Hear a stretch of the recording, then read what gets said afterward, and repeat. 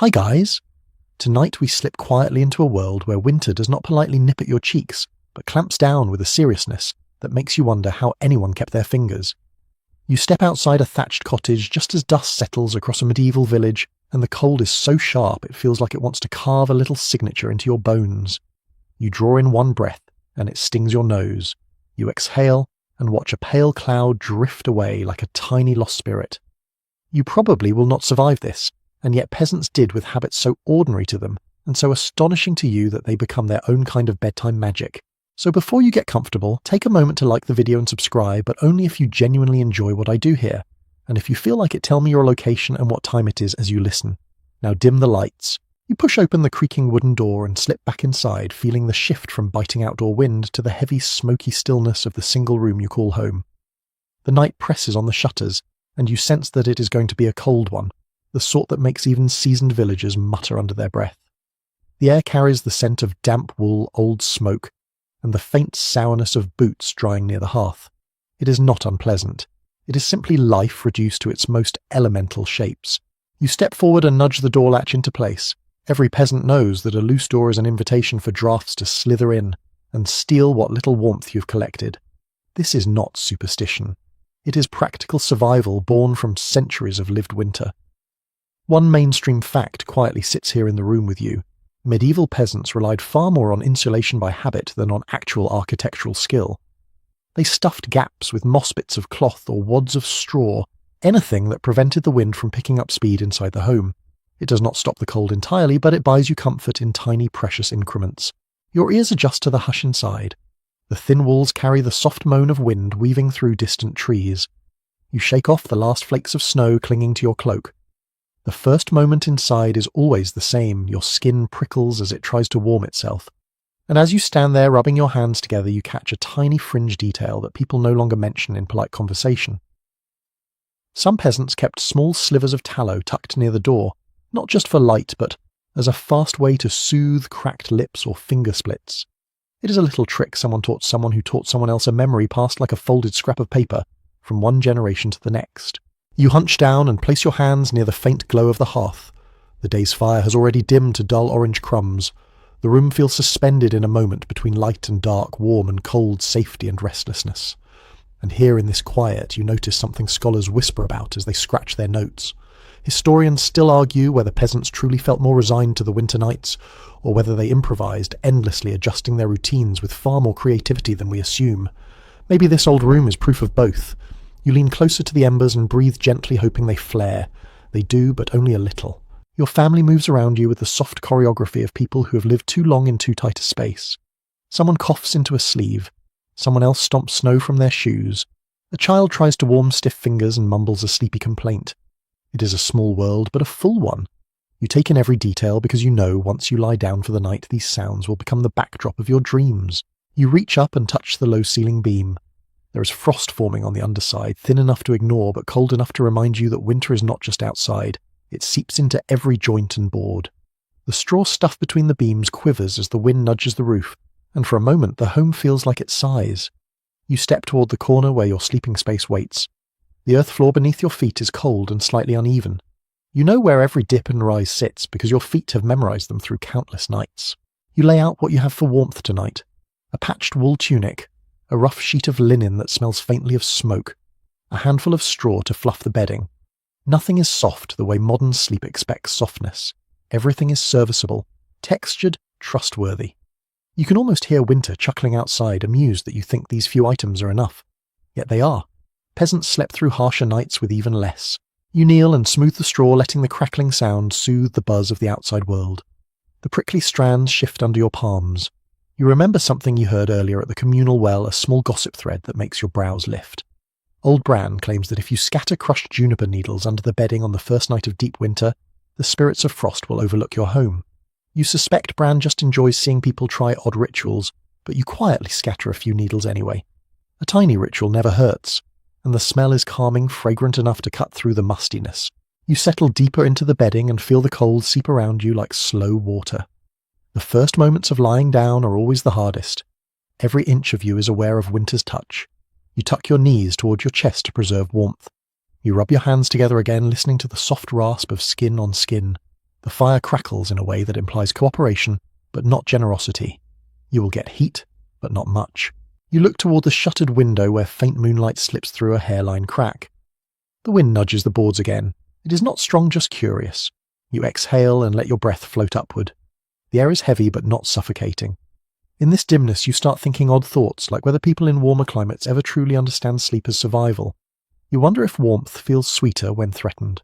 You close your eyes for a moment, letting the soundscape shift. A distant dog barks. A neighbour hurries past, boots crunching. The fire pops sharply, sending a little ember dancing upward. You crack an eye open to check if it landed anywhere dangerous. It did not. You relax. Your thoughts drift naturally toward the rhythm of the household settling in. Everything slows. Everyone slows. Even the wind outside seems to lean into a gentler whisper. You pull the wool tighter around your neck. You breathe in the lingering scent of juniper and smoke, and as your body warms by fractions, you feel the story carrying you into the heart of winter night. Soon you will sleep like they did. But first you let yourself imagine what the cold wants from you, and why you keep resisting it with such simple, stubborn rituals. You stay curled in the dim warmth for a few breaths before shifting your attention to what fills the room more than anything else. Smoke. It hangs in the air like a lazy guest who never quite leaves. You blink through the soft haze and feel the slight sting at the corners of your eyes. A medieval cottage is never truly clear of smoke, and tonight the cold outside makes it even more stubborn. The chimney is not a neat brick tunnel. It is more like a suggestion carved into the rafters.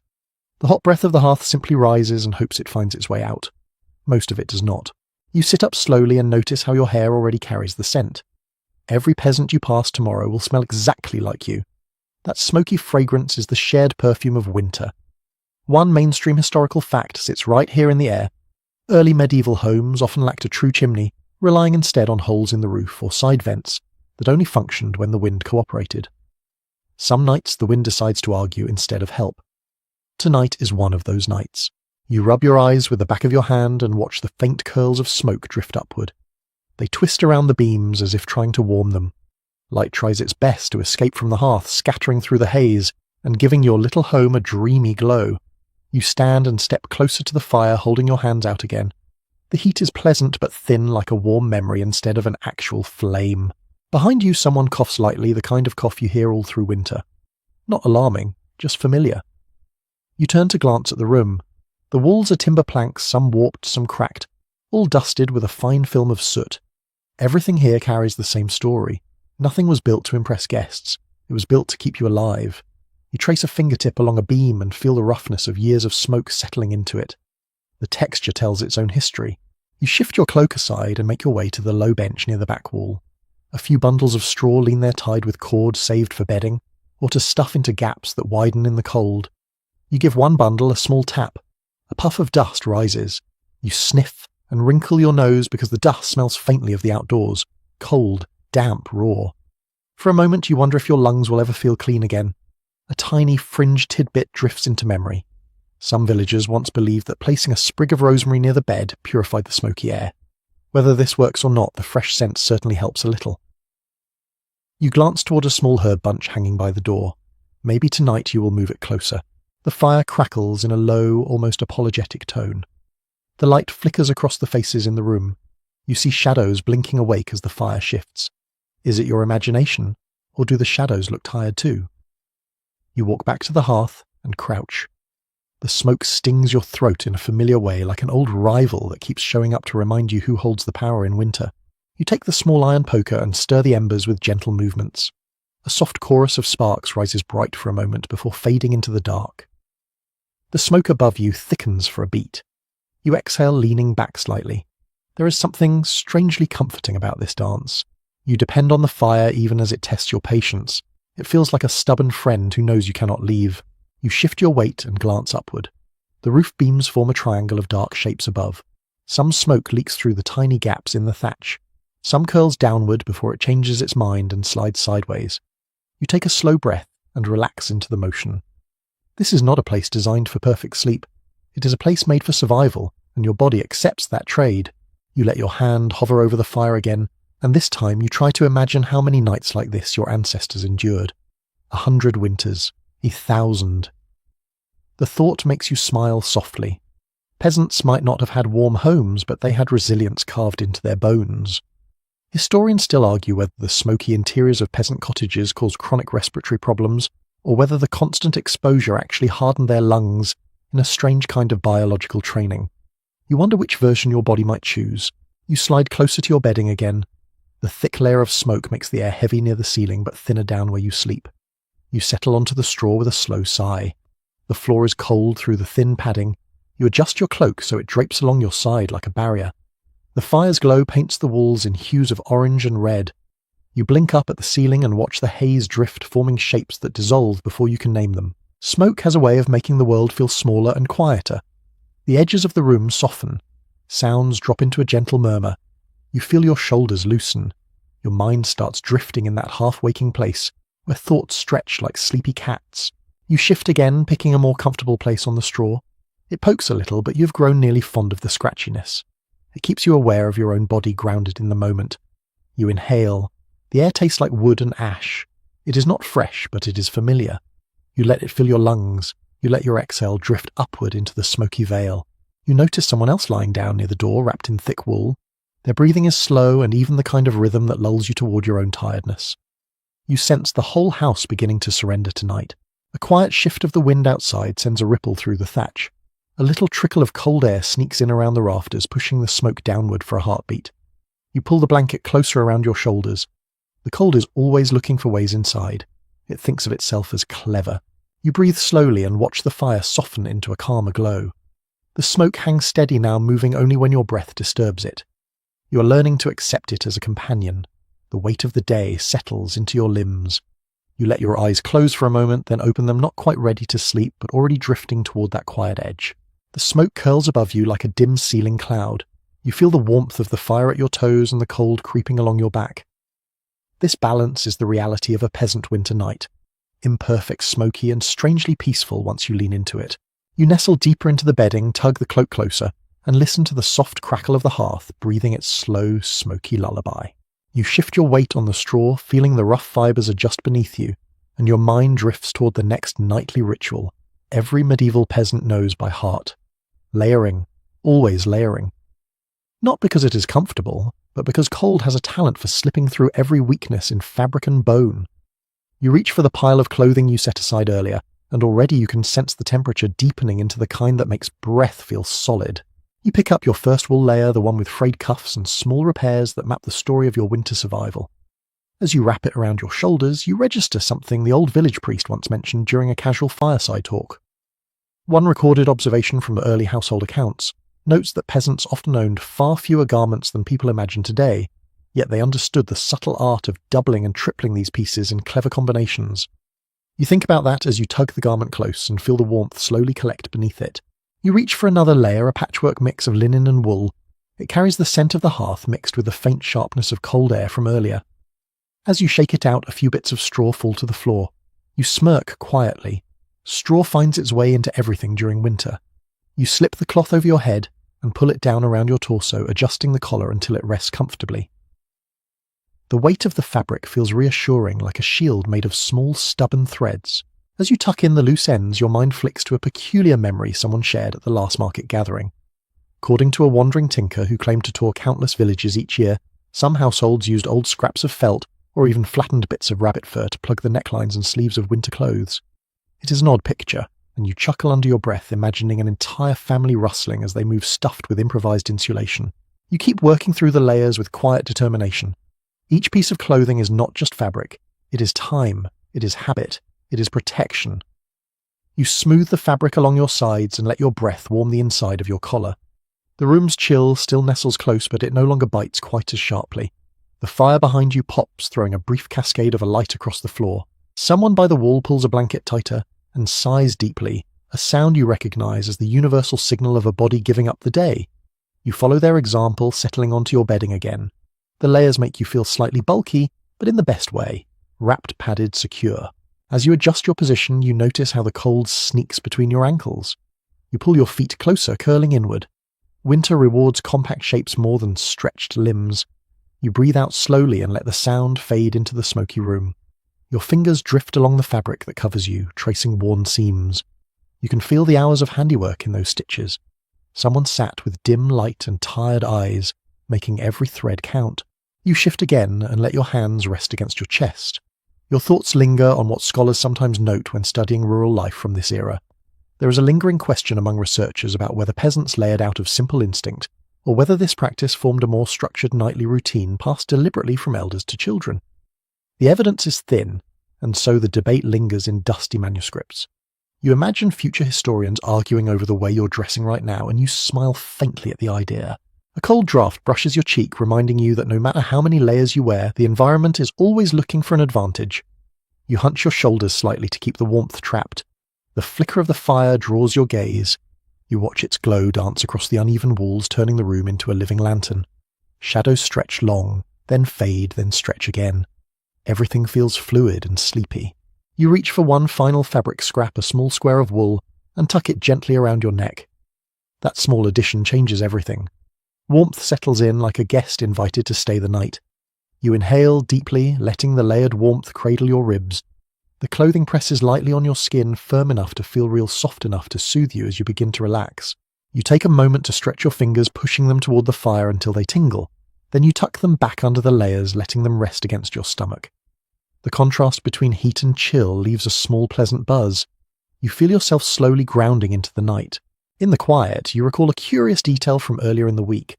During a communal chore at the frozen stream, an older woman shared that when winters were especially brutal, some families dried nettles and wove the fibers into underlayers for extra warmth. It sounded improbable at first, but the texture of dried nettle fibers, when treated properly, can be surprisingly soft. The idea lingers in your mind with a soft, earthy charm. You close your eyes, leaning into the layered warmth now hugging your body. The fire crackles behind you, and the smoky air forms a gentle curtain over your senses.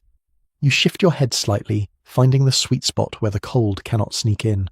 Your breathing slows into a calm rhythm, and every layer of fabric becomes part of the quiet effort to keep you safe through the long, freezing dark. Your thoughts drift lazily from one image to another. A snow-covered field under starlight, a doorway rimed with frost, the familiar weight of wool against your skin. You listen to the distant wind humming against the thatch, a soft vibration that seems to pass through the walls and into your bones. Despite the cold, you feel held, wrapped in your own small defences. You open your eyes again just long enough to study the glow of the fire as it rests in its low cradle of embers. You feel your clothing warming bit by bit, gathering heat from your own body and keeping it close. The layers are not luxurious, but they are loyal. You nestle deeper into the bedding, still listening to the faint murmurs of the room.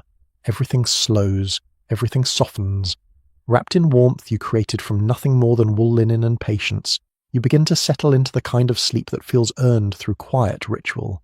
You feel the layers hugging close to your body, holding in every scrap of heat, but your attention keeps drifting toward the quiet flicker at the center of the room. The hearth, your lifeline, your rival, your unpredictable companion through every winter night. You shift your shoulders, sit up slightly, and let your gaze settle on the faint glow that pulses like a tired heartbeat in the small stone enclosure. The fire is low now, not dead, just resting. A few glowing coals blink lazily the way an old friend might open an eye to check if you are still there. You scoot closer, letting the warmth brush your chilled feet. It is not enough to chase the cold from the room, but it is enough to remind you that winter cannot claim everything. As you lean forward, you remember something mentioned in a dusty lecture years ago. One well-attested detail found in manorial records explains that peasant families relied heavily on the hearth, not only for heating, but also for regulating their routines, since its dwindling light marked time almost as clearly as the rising sun. You think about that now. The fire is telling you it is time to settle for the night, to guard what light you have left, and hope it lasts until dawn. You reach for a small stick resting near the stone base of the hearth, and give the embers a gentle nudge. A soft glow swells, then retreats.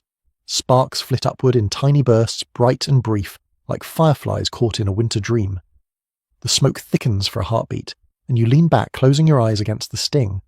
Breathing through smoke is a skill every villager learns young. It is not comfortable, but it is familiar, almost comforting in its stubbornness. You pull the cloak tighter, then rub your hands together until the friction warms your palms. The fire crackles as though responding to your movement. It is a tender sound, small and reassuring. You think of it as a nighttime companion that tries its best, even when it cannot perform miracles. Your mind drifts to a detail you overheard in the spinning shed last week.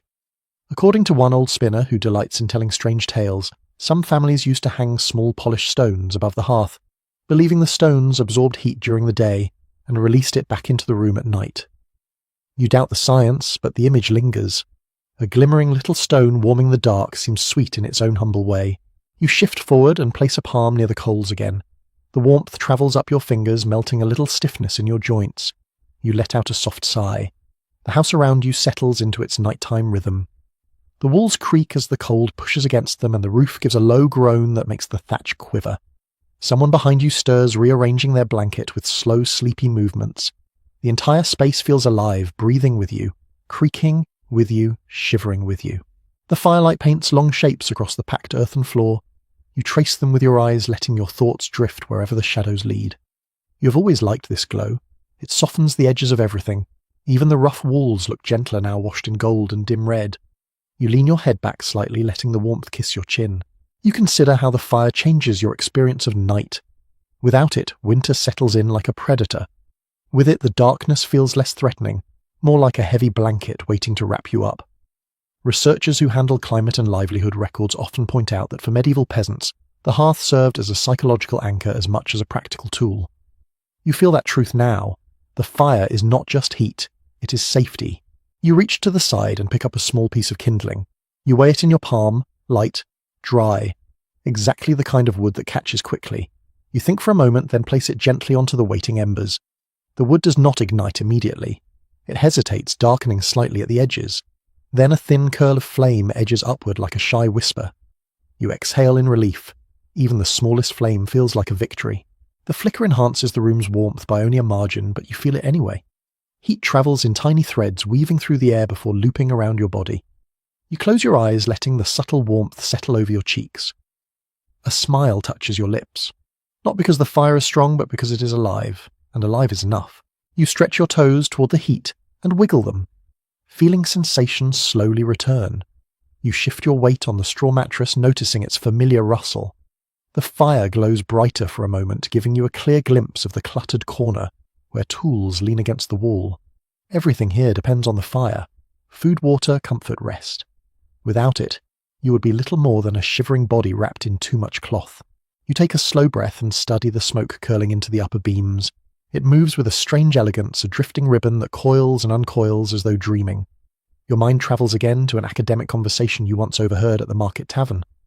A lingering disagreement among archival specialists focuses on how often peasants kept the fire burning overnight, and whether families trusted embers alone or assigned a specific person to monitor the flames through the darkest hours. The thought sticks with you. You picture some long-ago villager sitting where you sit now, poking the coals, whispering a soft complaint, then wrapping themselves back in wool. The fire snaps sharply and a small spark leaps to the edge of the hearth. You flinch slightly, then lean forward to nudge it back with the poker. You watch it dissolve into the coals, joining the others in their quiet glow. You grin softly and shake your head. Even sleepy fires have attitude. You adjust your layers again, feeling the warmth slowly accumulate between fabric and skin. You glance around the room. The glow touches the faces of the people sleeping nearby, warming one cheek and leaving the other in shadow. Their breaths form soft rhythms, weaving into the low hum of the crackling wood.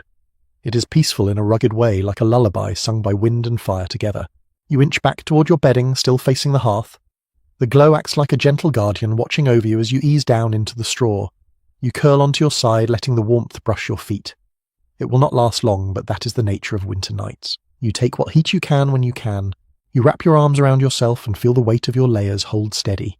You listen to the fire sigh, the embers shift, the night outside press its icy fingers against the walls, and still you feel safe. You let the gentle flicker guide your breathing into a calm and even rhythm. Little by little your mind softens. Your thoughts drift like the smoke above you, wandering, looping, unfurling. The glow becomes a warm blur behind your eyes. You nestle deeper into the bedding, letting the remnants of heat seep into your bones. Tonight the fire is small, but it is yours. Its faint shimmer is enough to guide you into the soft edge of sleep. You settle deeper into the straw, watching the fire's glow ebb into a faint tremble, and your thoughts drift toward the shape beneath your body. Not a bed the way you know it today. Not feathers or springs or soft quilting. Just earth. A packed, flattened platform raised a little from the floor because even the poorest villagers understood that the ground steals warmth like a thief that never sleeps. You shift slightly, feeling the firmness beneath your hip, and let yourself sink into the rough familiarity of it. This sleeping spot is more than dirt. It is a careful arrangement beaten flat with wooden mallets and smoothed over time by bodies that have rested here for generations. There is a quiet practicality in it, and you begin to appreciate the way it supports you with a steady, grounded feeling. A note preserved in early rural surveys describes how these low platforms often functioned as multi-purpose nooks, used for work during the day and for sleep once darkness arrived. You run your fingers over the packed earth, sensing the small bumps and ridges made by years of use. You pull your cloak tighter and shift the straw that softens the surface. A few pieces poke your ribs, so you adjust again until the arrangement feels just right. The sound of the straw crackling beneath you forms a simple bedtime rhythm. The glow of the hearth reaches this corner, only faintly painting your bedding in a warm, muted tone that makes the earth platform feel almost inviting. Your mind wanders to a story a shepherd once shared during a long walk back from the pastures. He claimed that in harsh winters some villagers lined their sleeping platforms with thin layers of dried mullein leaves to create a cushion that stayed warmer than plain straw. You smile gently at the oddness of the idea. Soft leaves hidden under blankets offering a secret layer of comfort that only the sleepers would know about. You stretch your legs within the layers of cloth and feel the earth supporting your weight evenly. There is something grounding about it, almost as if the land itself is holding you steady, while the winter air tries to nibble at your skin. You adjust your position and listen to the crackle of the fire mixing with a distant sigh of wind against the walls. The cold outside presses in, but here on this platform you feel anchored. You run your hand along the packed surface again, noticing how the texture changes in different spots. Some areas feel smooth from years of pressure, others rougher where repairs or new layers of earth were added. You breathe in slowly, letting the smell of smoke and straw drift through your senses. It is a modest place to rest, but it is yours for the night, and that gives it a quiet dignity. You shift your shoulders, settling into a comfortable position. The layers of clothing keep your body warm enough, but the earth beneath you still carries the chill of winter. You curl your knees closer to your chest and tuck your blanket around them. The cold always settles in at the lower edge of your sleeping spot first, and you know how to work against it without thinking. These are habits learned through countless nights. A quiet thought floats through your mind, sparked by something you once overheard at a harvest gathering. Some historians still puzzle over whether these raised platforms were intentionally contoured to help with warmth, or simply formed by repeated use shaped by bodies rather than design. The idea of generations unknowingly sculpting the sleeping place with their own weight adds something strangely poetic to the moment. You feel connected to them in a way that surprises you. You press your palm into the earth, feeling the firmness beneath the thin layer of straw. You imagine the many hands that pack this surface down the many winters that passed over it. This bed is not a luxury, but it is a shared inheritance. You feel its story under your skin. You adjust your blanket again, tightening it under your chin. The fire lets out a small hiss. A tiny ember snaps upward. The air in the room cools little by little, and you become more aware of the heat your body is building for itself. The earth takes some of it, but not all. Enough stays with you to grant comfort. Your gaze drifts upward to the low beams, then back to the straw around you. You shuffle slightly to create a softer nest in one corner of the platform. The straw whispers as you move, adding to the calm soundscape of the room. Someone on the opposite side shifts as well, perhaps chasing warmth the same way you are. Your breathing slows.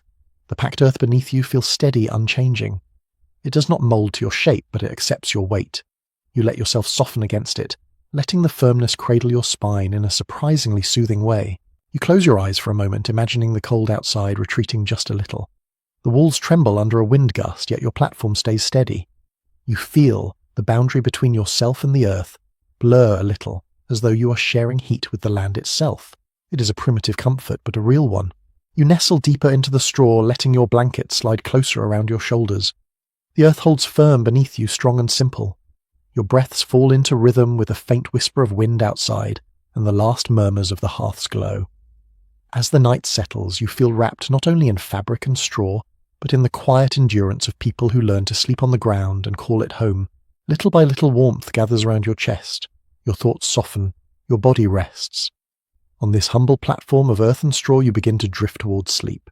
You pull your blanket a little higher, feeling the cool draft nibble at your ankles, and then you let your hand sink into the straw piled beneath you. It rustles with a dry, papery whisper shifting under your weight, like a restless creature trying to settle in for the night.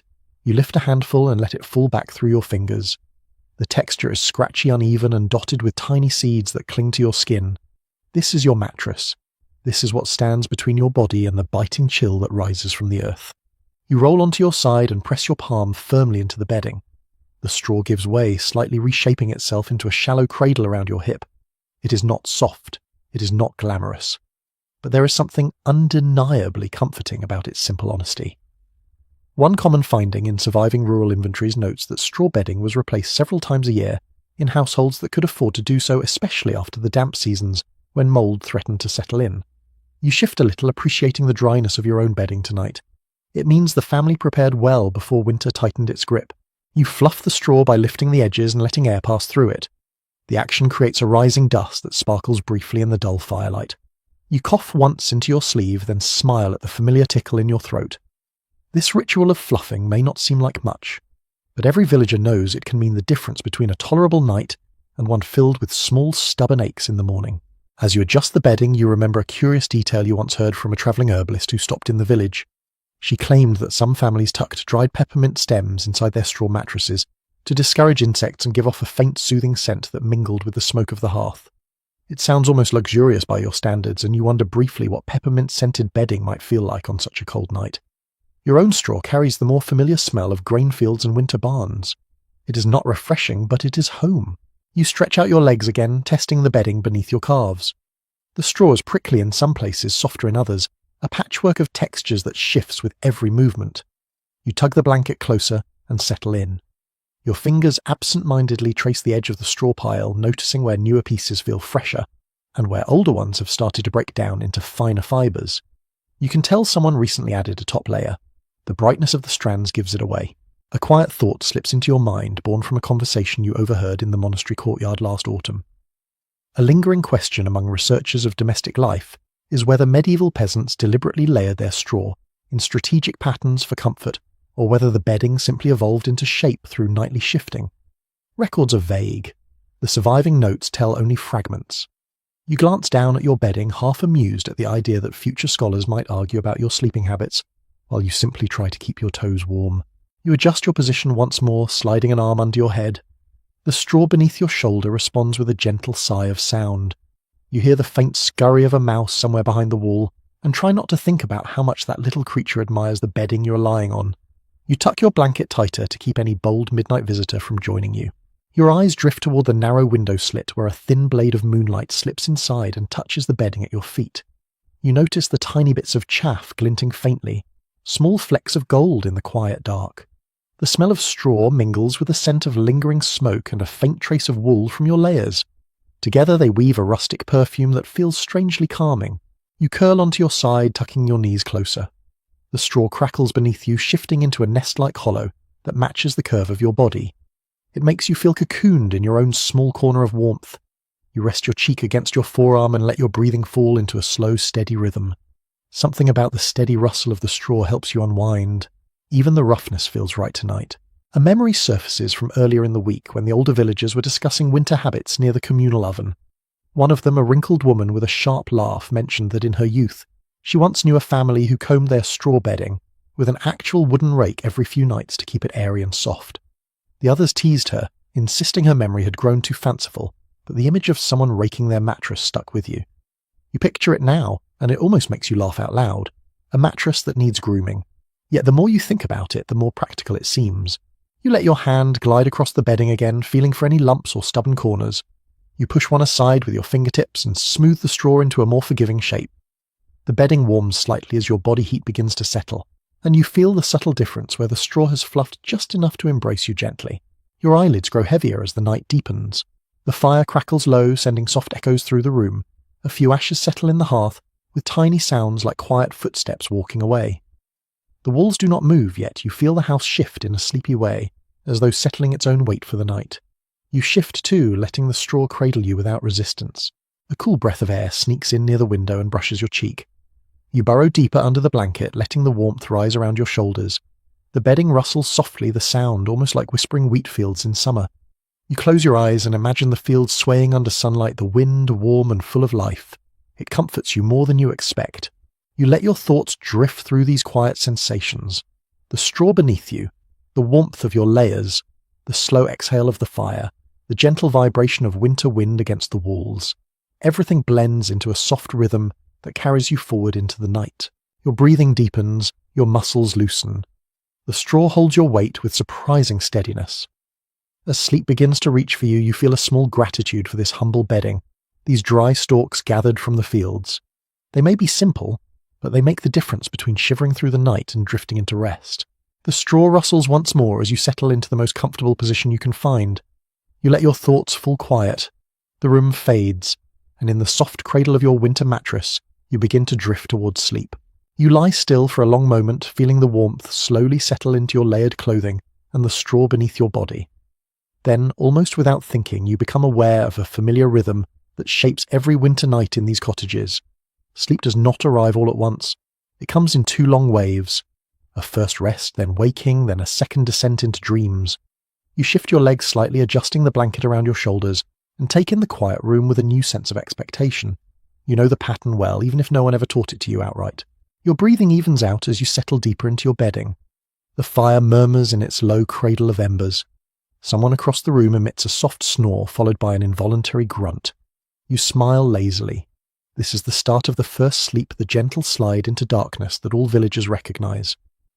A detail mentioned in old medical treatises notes that interrupted sleep was considered natural, even healthy, and many households treated the waking period between the 2 phases as a quiet window for reflection or prayer. You wonder how strange it must seem to someone used to a single unbroken night. You adjust your cloak and feel the heat slowly building under your layers. Your eyelids droop. The crackle of the fire drifts into a softer hum.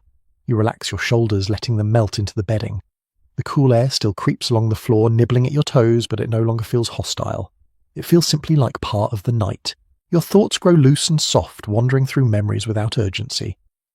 As you hover on the edge of sleep, an odd detail rises from a conversation you heard earlier in the month.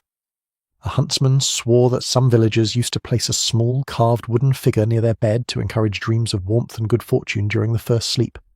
It sounded like superstition, yet you picture the small carving now, and feel a strange comfort in the idea of a tiny guardian watching over the night. Your breathing deepens, your body grows heavier. The room fades into a haze of sound and shadow. For a while you drift easily, sinking into the first stretch of sleep as though it lifts you in its quiet arms. The fire sighs occasionally and your dreams begin to gather from the corners of your mind. They are simple dreams rooted in the rhythm of the season, the glint of frost, the murmur of a distant stream, the scent of warm bread from a feast long gone. Then, without warning, the first sleep loosens its hold. You open your eyes to a dim glow. You do not feel startled. This pause in the night is simply expected, a normal part of winter rest. The entire cottage seems to exhale with you, half awake, half still in the world of dreams. A question sometimes raised among historians of daily life lingers in your thoughts. Did medieval families value this waking interval for conversation or tasks, or did they greet it with quiet resignation? The old records offer no single answer, and you imagine the truth varied from home to home. You shift your body, carefully mindful of the cold that sneaks into movement. The straw rustles beneath you, releasing a faint scent of dried grass that mingles with smoke. You pull your blanket up to your chin and lie on your back, staring toward the low rafters. A thin ribbon of moonlight stretches across one beam, illuminating a patch of frost that glitters faintly like powdered glass. The sight steadies you. It feels like the world outside pauses just long enough to let you admire it. A soft noise breaks the silence. Someone coughs lightly, then settles again. Another sleeper mutters a half-formed word and rolls over. You feel less alone in your wakefulness. Your mind floats easily, neither truly alert nor fully dreaming. You enjoy this brief in-between state, a small island of calm where the cold cannot reach your deeper thoughts. You rub your hands together gently, feeling the warmth return to your palms. You adjust your feet beneath the blanket, curling your toes to stir the warmth gathered there. The fire glows faintly, a watcher in the corner, too tired to blaze but too stubborn to die. You listen to the quiet rise and fall of its breathing. The sound soothes you, smoothing out the returning edges of fatigue. Your thoughts drift again looser now, wandering like flakes caught in a soft wind. You remember a remark made by a visiting scribe last spring. He had told a small gathering that some manuscripts suggested peasants use this waking period to check on animals' tend embers or whisper quiet stories meant only for the night. You imagine those scenes. A soft conversation by the fire, a gentle lullaby, a handful of whispered secrets too shy for daylight. You let your eyes fall closed again, letting the warmth of your breath gather under the blanket. Your mind lightens. The stillness deepens. The quiet reaches under your ribs and settles there. You feel the subtle pull of the second sleep like a warm tide moving slowly through your thoughts. Everything softens in its wake. You take one last slow breath long enough to feel your chest rise and fall in the dim air. The silence folds around you. The fire emits one soft pop as if giving permission. You curl onto your side, finding the warm hollow your body left earlier. The straw nestles closer, cradling you with its familiar rustle. Your limbs grow heavy once more, sinking into the promise of deeper rest. And so you slip gently into the second sleep, wrapped in layers held by the earth beneath you, warmed by the faint heartbeat of the hearth. The night carries you without effort, guiding you back into dreams woven from winter firelight and the steady rhythms of the medieval world. You sink deeper into your bedding, letting the second sleep tug gently at your senses, but before it fully settles, you feel a shift in the warmth around you. A subtle change, a soft presence, a familiar weight pressing closer at your back. It is not an extra blanket. It is a person. Then another, and another.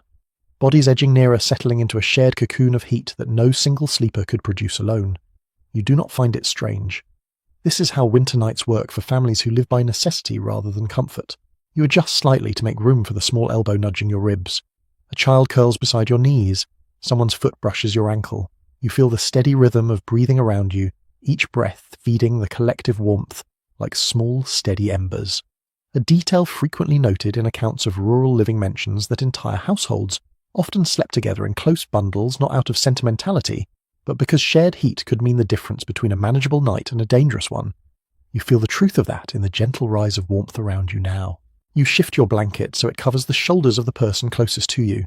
The straw rustles softly beneath the group, adjusting to the weight of several bodies instead of one. It is not a perfect arrangement. Knees collide, elbows wander, blankets are tugged sideways. Yet somehow it becomes comfortable, a hive of quiet breath and shared survival. The fire's glow is faint now, painting the bodies around you in soft shapes and golden outlines. You watch for a moment, noting how the dim light settles on faces, catching on cheekbones, brushing across hair, fading into shadows. You hear a small whisper from someone half asleep. They murmur a word you cannot quite grasp, then drift off again. The closeness makes every sound intimate. You curl an arm around your chest, mindful of the space. Someone's hand grazes your shoulder, searching in their sleep for warmth before settling again. You smile lazily. You have grown used to these nightly collisions. When winter is at its coldest, personal boundaries shrink and warmth becomes a shared resource, not an individual luxury. Your mind drifts to something you once heard from an elderly woman who had lived through 60 winters. She claimed that her grandparents taught her a tiny trick for staying warm in large sleeping bundles. They would twist their woolen cloaks around the group like a shared cocoon, creating pockets of trapped heat that lasted until morning. You think of that now, imagining how the fabric must have wrapped them like a giant sprawling nest. You shift your leg slightly, and the child beside you instinctively moves closer, pressing their back against your thigh. Their warmth radiates upwards, surprising in its intensity. You place a gentle hand on their shoulder and feel the soft swell of their breath. The contact helps your own body relax. The wind outside presses against the shutters again, a long sigh that makes the walls tremble. You barely feel the draft this time. The group's combined heat forms a quiet barrier that pushes the cold away. You tuck your chin deeper into your blanket and listen to the soft chorus of different breathing patterns around you. Slow breaths, quick breaths, occasional soft snores, all weaving together in the dark. You think back to a question sometimes raised in the study of domestic relations. Some researchers wonder if these nightly sleeping bundles strengthened emotional ties, or simply made them more complicated. There is little clear evidence, only fragments from letters and confessions and local folklore. You imagine the truth lies somewhere in between. Closeness breeds warmth, but also friction. Yet on nights like this, everyone seems grateful for the nearness, even if no one says it aloud. You tilt your head slightly and feel a soft puff of air from the person breathing just behind you. Their presence is steady, anchoring you gently. You close your eyes and allow the rhythm to lull you. The warmth builds slowly like a tide rising around your ribs. Your fingers relax, your shoulders soften. The anxiety of the cold night eases. The straw shifts again as the group settles. Someone turns over, tugging the blanket with them.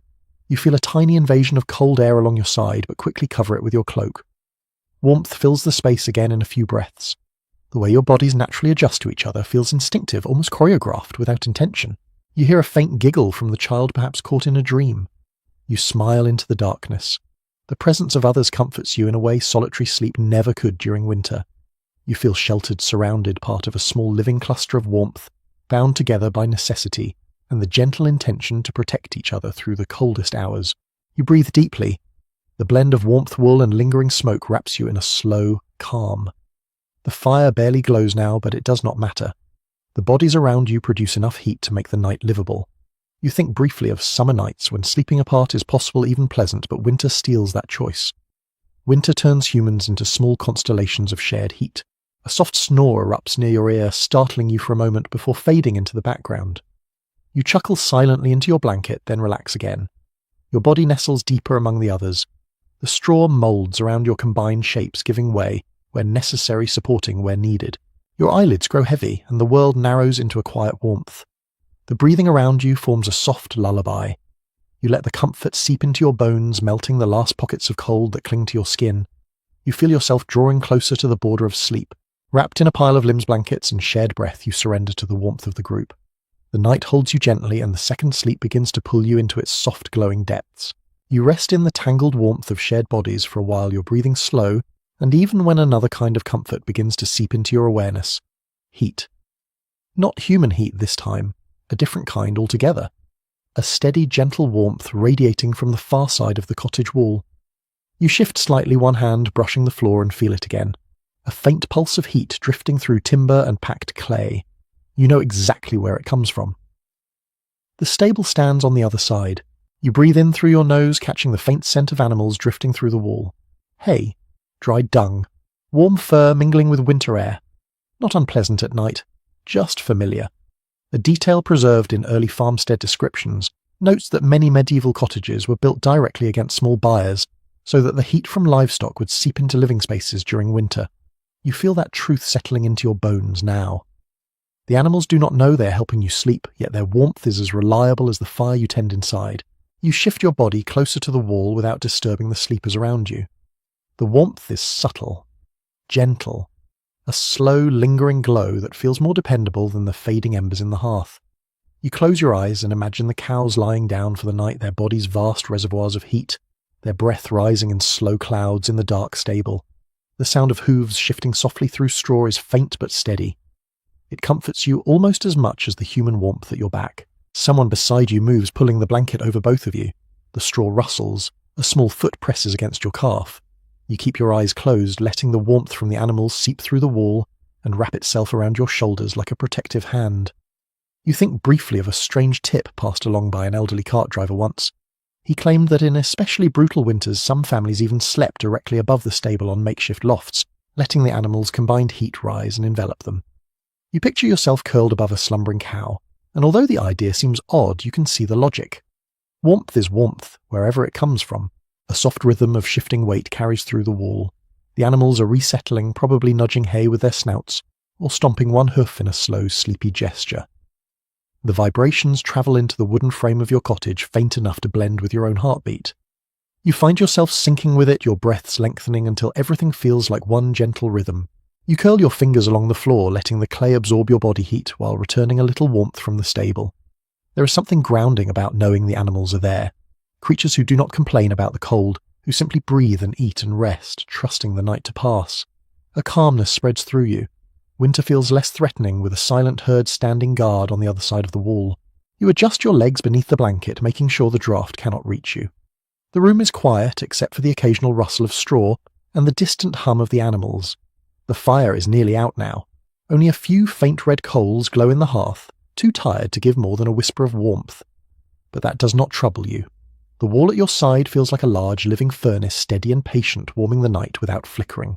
A thought drifts through your mind, sparked by something you once heard at the harvest feast.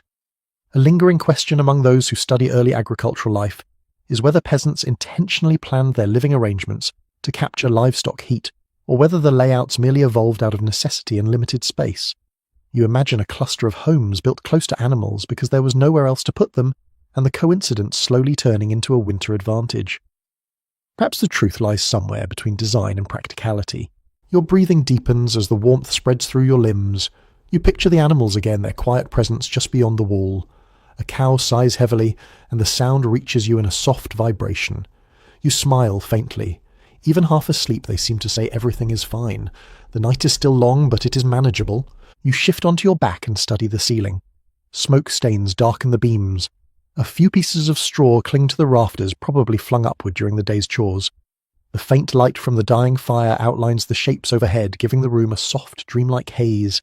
You let your thoughts float with the shadows, feeling your eyes grow heavier.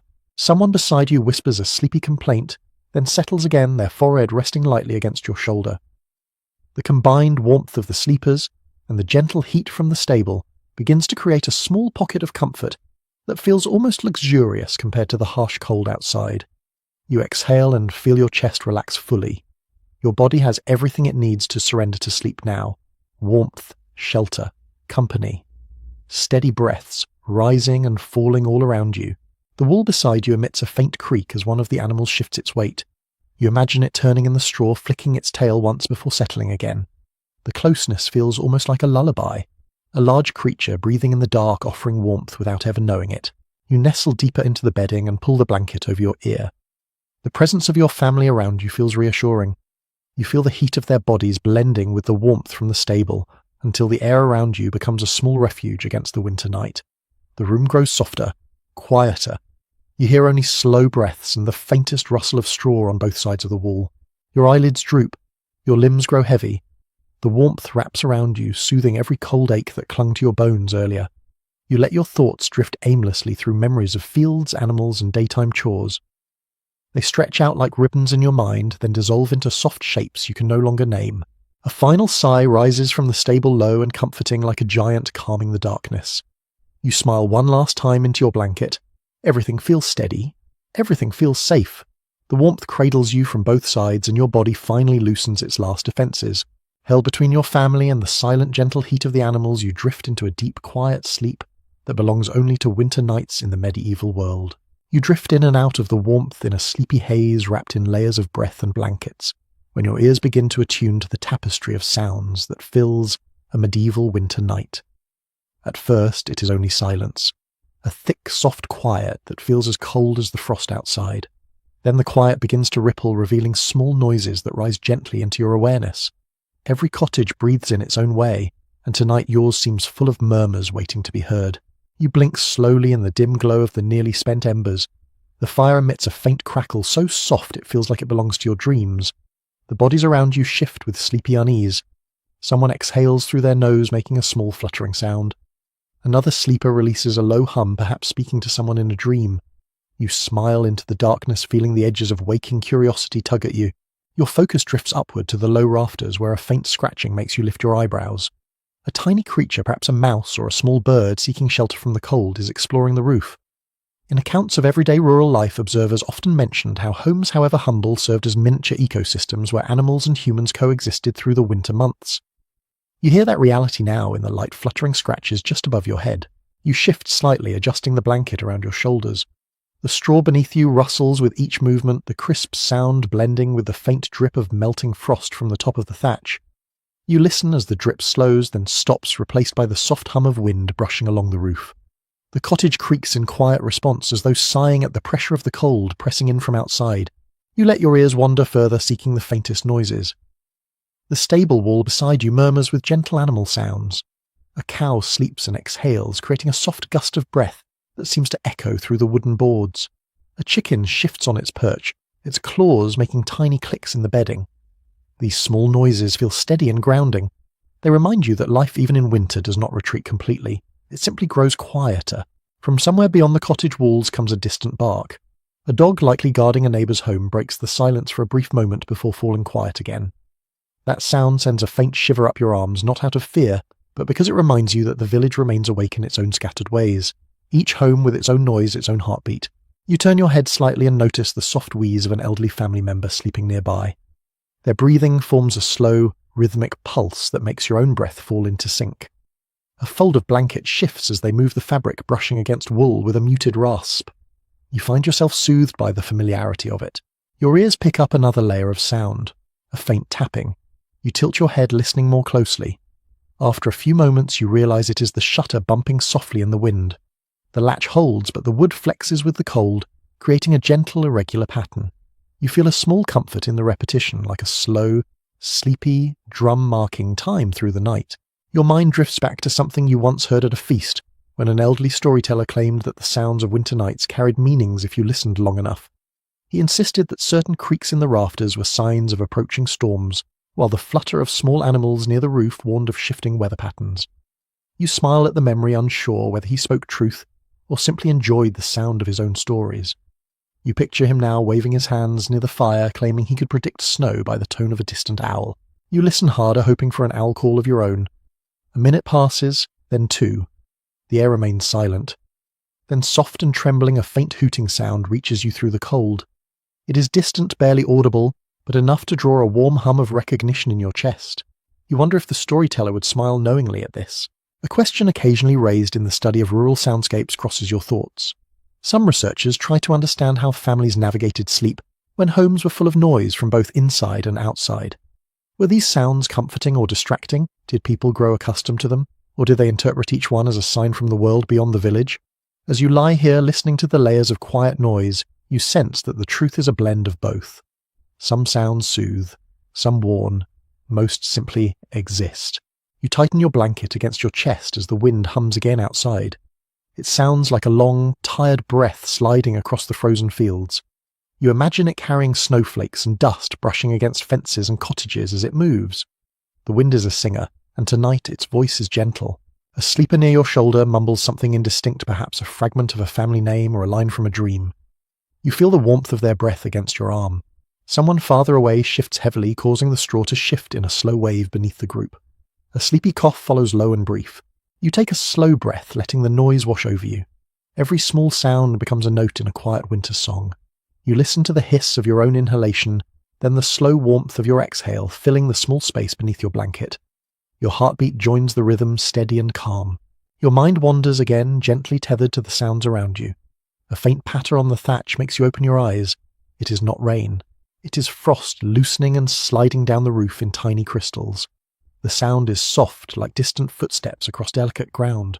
You let it soothe you, imagining the frost melting under the faint warmth of your home. You close your eyes fully now, letting the tapestry of nighttime sounds anchor you.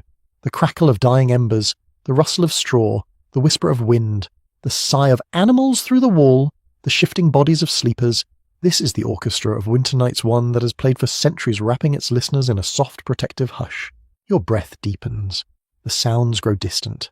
The warmth settles around your body like a cocoon, and as your awareness softens, you find yourself drifting into sleep once more, carried on the quiet music of a medieval night.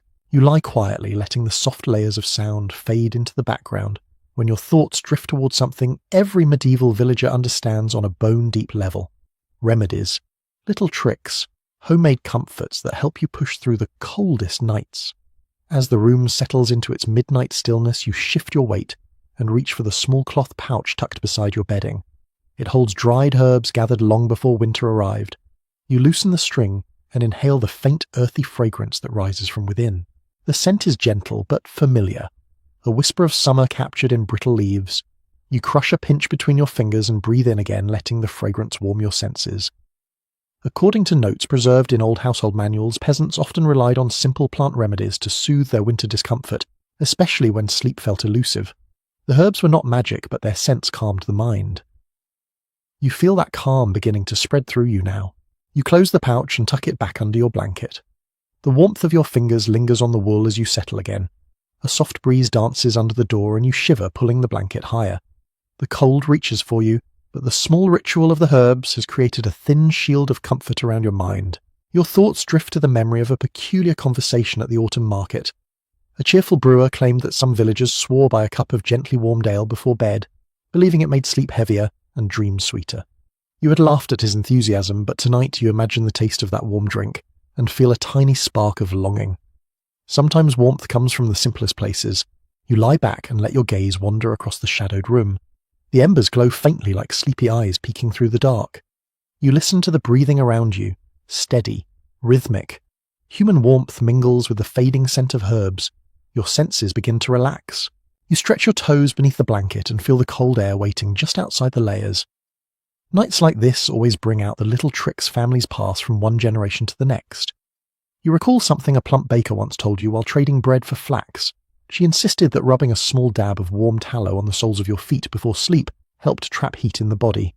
You had not believed her then, yet you think of it now with new appreciation. These small rituals make winter bearable. You rub your hands together beneath the covers, allowing friction and fabric to build a gentle heat across your palms. The warmth spreads through your fingers, loosening the stiffness that winter likes to settle into joints.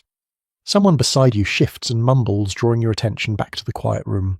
You watch as their breathing calms again, the faint movement of their chest rising and falling beneath the blanket. A slow thought drifts through your mind, sparked by comments made in a weather-beaten manuscript read aloud by a travelling monk. A lingering point of curiosity for researchers is how much these small winter remedies truly helped peasants sleep, or whether belief in them did most of the work. The written evidence is thin. You imagine some future scholar squinting at the faint ink of a forgotten notebook and wondering if peasants really fell asleep more easily after sniffing thyme or sipping warm ale. You smile faintly, feeling the warmth of your herb pouch beside you. Maybe both body and belief work together. Your breathing slows as you sink deeper into the blankets. A faint soreness in your shoulders reminds you of the daily labour that fills the hours before night arrives. You shift to ease the pressure and gently massage your own arms, moving your fingers in circles along the tired muscles. The motion sends ripples of warmth through your limbs. A simple remedy, yet effective. Your grandmother once insisted that a short self-massage at night helped keep winter aches from settling into your body.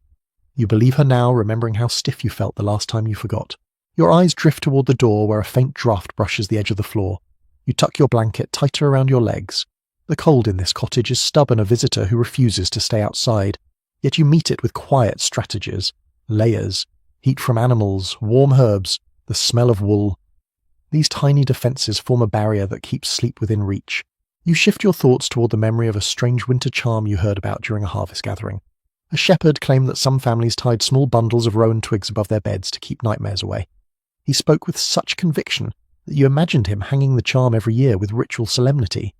You look around your cottage now, half expecting to see a twig bundle near the rafters. There is none yet. The memory comforts you all the same. People across the village cling to traditions in their own quiet ways. You feel your breathing deepen, drifting into a slow rhythm.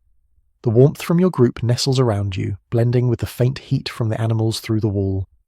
The herbs you crushed earlier leave a gentle fragrance lingering on your fingers, and you bring your hand to your nose once more, letting the scent draw you towards sleep. A soft sound breaks the silence. The faint creak of a wooden ladle drying near the hearth. It shifts slightly, perhaps touched by the last scrap of warm air rising from the embers. The noise comforts you, reminding you that even small household objects join the nightly soundscape. Everything in the cottage lives through winter with you. You relax your jaw, loosening the tension that winter often builds there. Your tongue rests softly. Your breath becomes slower. You feel yourself gliding deeper into the edge of sleep. The cold tries again to sneak through a gap in the blanket, but your warmed layers hold steady. You tuck one hand beneath your cheek and let the faint scent of herbs mingle with wool. Somewhere near the far corner, a sleeper quietly mutters a half-formed word. Another exhales in a steady rhythm that forms a soft lull. You're cocooned within these simple sounds. You adjust your hips, settling into the nest of straw, feeling the texture of the dried stalks beneath your layers. The smell of hearth smoke wraps itself like a light veil around the room. Your eyelids grow heavy. Your thoughts drift slower. Each remedy, each small comfort, each piece of quiet wisdom passed through the village has done its part. The herbs calm your mind. The warmth from the wall soothes your chest. The quiet breathing of your family folds gently around you. You surrender to the softness. Your body relaxes inch by inch. The night feels less sharp, less intrusive. The remedies have done their work, weaving a delicate bridge between the cold and your longing for rest. Wrapped in warmth and whispers, you let yourself drift once more towards sleep, carried by the quiet promise of winter night comforts. You breathe slowly, the soft herbal scent fading into the smoky air when a different kind of presence begins to settle around the room. Not a person. Not an animal. Something older, quieter, shaped from stories that drift through winter villages like wandering shadows. You shift slightly, adjusting your blanket, and sense how darkness seems to thicken just a little, taking on a texture that feels almost watchful. This is the hour when imaginations stir, when a cold night invites old tales to slip quietly into your thoughts. Your eyelids hover half-closed as you listen to the wind tapping gently against the shutters. The sound reminds you of a tale told at last year's midwinter feast, when a woodsman claimed the wind carried the voices of ancestral spirits, checking on the living during the deepest cold. The others at the feast had laughed, but you remember the woodsman's tone steady and certain. You think of it now, and the idea feels strangely comforting. Winter is easier to bear when you imagine it filled with unseen guardians rather than empty cold. You shift your hand across the straw, letting the dry stalks whisper between your fingers. Someone nearby murmurs in their sleep, and the tiny half-formed sound wanders through the room like a ghost of a thought. You smile faintly at that. According to several accounts collected from early parish records, villagers often believed that winter nights blurred the line between dreams and the waking world, and that spirits sometimes drifted near the edges of sleep. You have no desire to prove or deny the idea. Tonight it simply feels like part of the landscape. A sudden creak from the rafters makes you lift your eyebrows. Not loud, not alarming, just enough to nudge your imagination awake. You picture a small, mischievous household spirit perched above you, shifting its weight while deciding whether your family has been tidy enough to deserve protection from the cold. One of the older women in the village once insisted such spirits existed, claiming they knocked on beams when they wanted offerings of breadcrumbs. You consider leaving a few crumbs near the hearth tomorrow just in case. You close your eyes briefly, letting these half-mythical thoughts drift around you. They do not frighten you. They feel like old companions in the winter dark. Whispered stories meant to explain the things villagers could hear but not see. You inhale deeply, the warmth of your breath rising in the cold air like a small cloud. A quiet memory surfaces, something you once heard in the monastery garden while carrying water. A travelling scholar mapping winter folklore mentioned that researchers still puzzle over how widespread these beliefs truly were, and whether families created them to soothe children or reassure themselves. The surviving evidence is inconsistent, scattered through folk songs and half-faded marginal notes. You imagine future scholars squinting at those notes, trying to decide which fears were real and which were stories born from long nights. You shift again, rolling gently to face the wall warmed by the animals. The heat comforts you, but your mind wanders toward the darker corners of the cottage. Those corners feel deeper tonight, as if the shadows stretch toward your bedding. You watch as the faintest ember light flickers across the far wall, creating shapes that look almost alive. A crooked silhouette that could be a hunched figure, another that resembles a long-reaching arm. You blink, and the shapes dissolve into ordinary shadows. You let out a soft breath, amused at your sleepy imagination. The wind outside rises for a moment, brushing across the cottage with a low, echoing hum. It sounds like a long-distant voice. You tuck your blanket closer around your shoulders.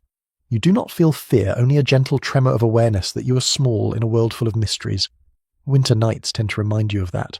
Someone near the hearth shifts abruptly, making the straw rustle in a sudden wave. They mutter a word you cannot understand, then settle back into deep breathing. You listen to the sound, letting it reassure you. The presence of your sleeping family keeps your mind anchored, even as your thoughts drift through the realm of winter tales. You think again of the old woodsman, the one who insisted that the cold season carried hidden visitors. He had described how on certain nights he could hear faint footsteps in the snow outside, even when no person or animal was near. You remember the way his eyes had glittered in the firelight as he spoke, half amused, half serious. You glance toward the door now. You hear nothing but wind. Still, the memory lingers like a small spark of wonder.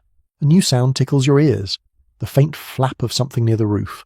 A bird, a loose thatch reed. You cannot tell. You imagine a winter spirit brushing past the beams, checking that the people beneath are sleeping safely. The idea makes you smile again. Sometimes imagining benevolent watchers is easier than believing the cold is empty.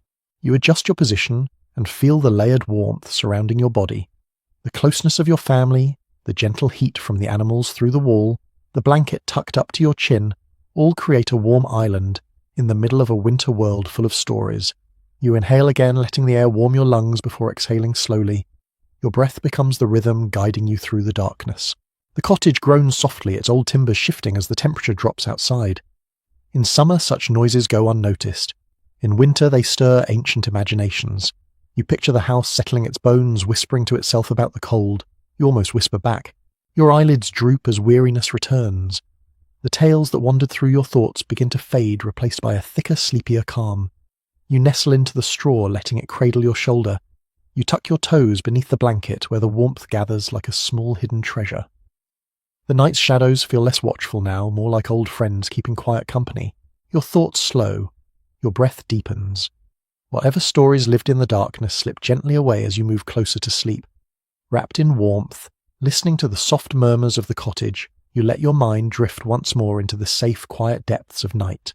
You shift your weight gently, letting the warmth around you settle again when a tiny itch interrupts the calm. It begins on your wrist, subtle at first, then sharp enough to demand a faint scratch.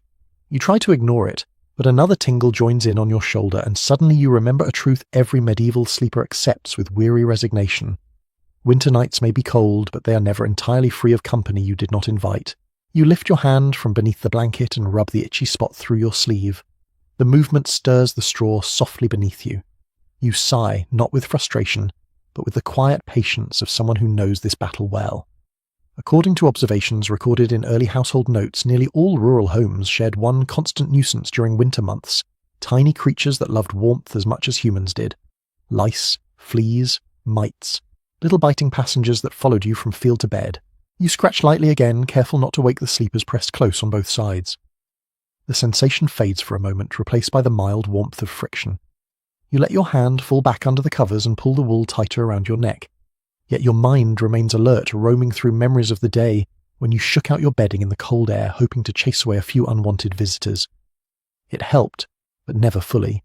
A faint rustle in the thatch above you makes you glance upward for a moment. Not an alarming sound, probably just a small creature shifting in the roof, seeking its own pocket of warmth. A farmer once told you that winter brought not only cold, but also a hidden migration of tiny pests searching for shelter. You believe him now, listening to the small scurry overhead. You feel a tiny tickle along your rib and gently scratch again. A sleepy sigh escapes someone nearby. Their shifting elbow brushes your side and sends a small wave of warmth across your blanket. You remain still, not wanting to disturb the delicate balance of shared heat. The itch returns on your forearm lighter this time, and you rub the spot through your sleeve with small patient circles. It is part of the night, an annoyance you manage quietly. You inhale deeply, letting the smoky scent of the hearth mingle with the faint musk of wool. Stray strands of straw poke through the layers beneath your body, making a soft scratching sound as you shift. Your skin feels warm in some places, cool in others, and occasionally a tiny creature uses the warmth to wander. You manage each sensation as calmly as you breathe. Your thoughts wander to a curious detail a travelling peddler once shared, in a tone half amused, half sympathetic. He claimed some villagers sprinkled crushed fern leaves in their bedding, during winter, believing it discouraged pests from lingering. You imagine the scent of dried fern mixing with smoke and wool. You would try it if you had any left from summer, but winter strips choices away, leaving only patience and woolen layers. You scratch lightly at the base of your neck, then let your hand rest again. The warmth of your family surrounds you, soft and dense, making it easier to ignore the small itches. A cousin once told you that scratching too much made pests more lively, as if they enjoyed the attention. You smile faintly at the memory, unsure whether he spoke truth or mischief. A slow chill slides along your feet as someone shifts the blanket slightly. You tuck your toes closer to your body and feel the warmth return slowly. The itch near your wrist fades. Another appears briefly near your elbow, then disappears on its own. You breathe calmly through each one. These tiny disruptions belong to winter just as much as frost smoke and darkness. A thought surfaces from something you overheard at the monastery during a bread delivery. A few scholars studying domestic habits wondered aloud how peasants remained patient through nights filled with pests and discomfort. One of the monks had laughed and replied that routine makes even irritation become background noise. You feel that truth now. You accept each itch as part of the winter soundtrack, nothing more. The fire murmurs faintly in the hearth. The embers glow in soft bursts. Someone in the group bundle mumbles a word, then quiets again. The warmth around you continues to build, pushing back the cold in slow waves. In this little nest of straw and wool, even the pests lose some of their menace. They are simply part of the story. You shift your position slightly to relieve a faint pressure on your hip. The straw rustles beneath your back and the sound blends with the gentle breathing around you. For a moment, the sensation of an itch flickers and then fades, completely replaced by a slow warmth spreading along your shoulders. Your hand drifts to your collar, checking for any movement. Nothing there now. You close your eyes, letting your body rest again without worry. Winter nights are imperfect, but they carry their own kind of tenderness.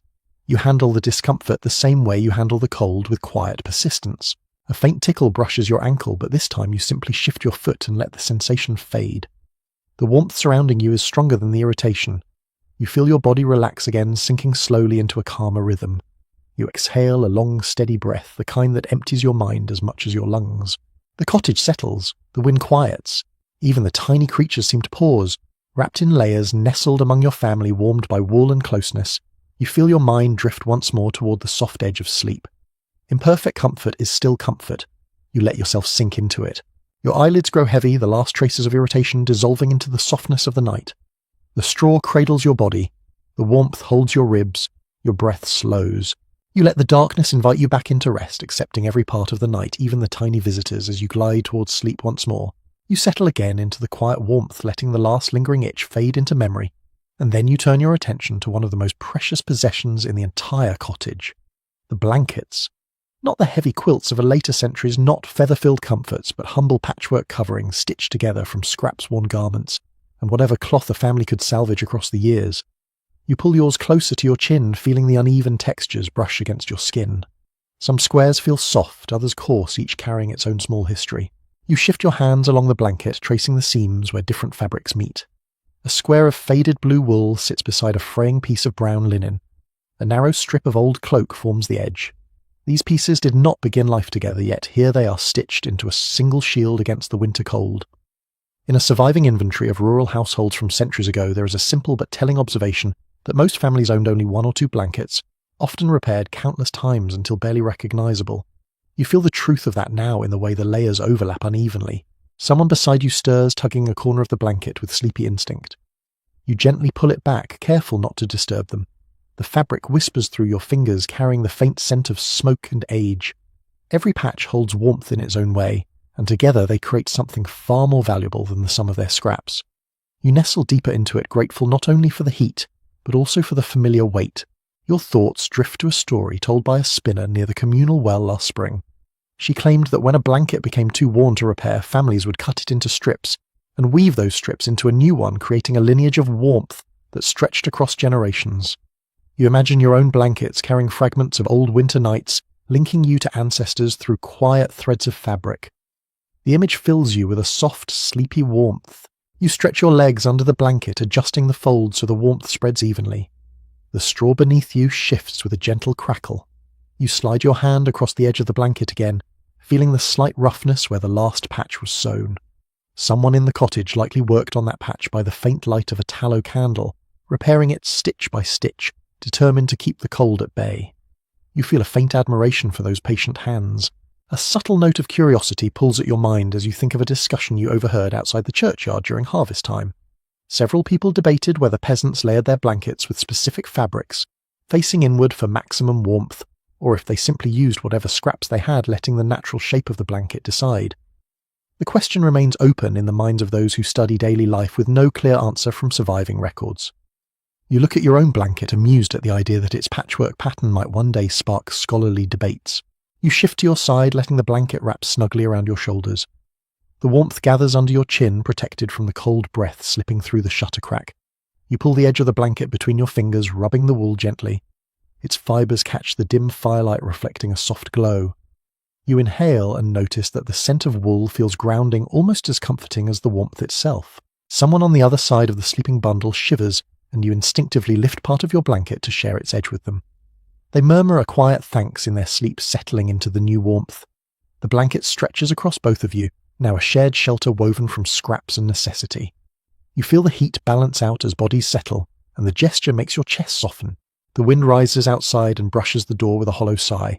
You pull the blanket tighter, feeling it cling to your form like a gentle shield. The fabric blocks most of the draft, though a faint coolness still nibbles at your toes.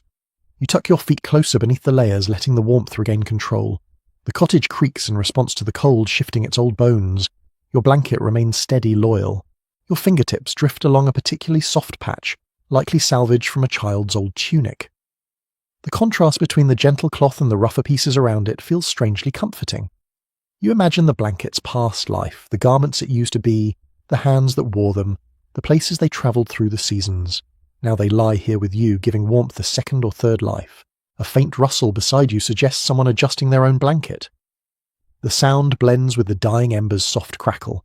Another sleeper sighs their breath, warming the blanket where it rests near your cheek.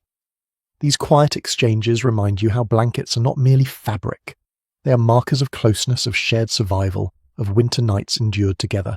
You let your mind drift deeper into the comfort of the patchwork warmth. The fire's glow softens, turning the cottage into a dim world of shadows and muted gold.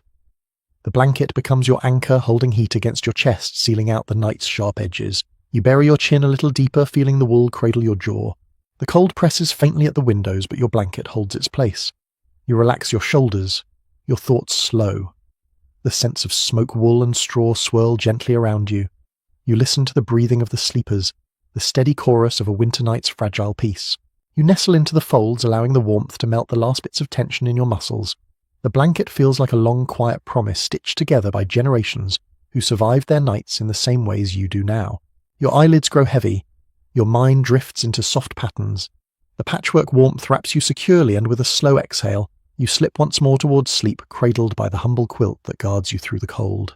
You lie beneath the patchwork warmth for a while longer, drifting in gentle half-sleep, when a thought nudges at the edge of your mind. You did not arrive at this warm bundle by magic.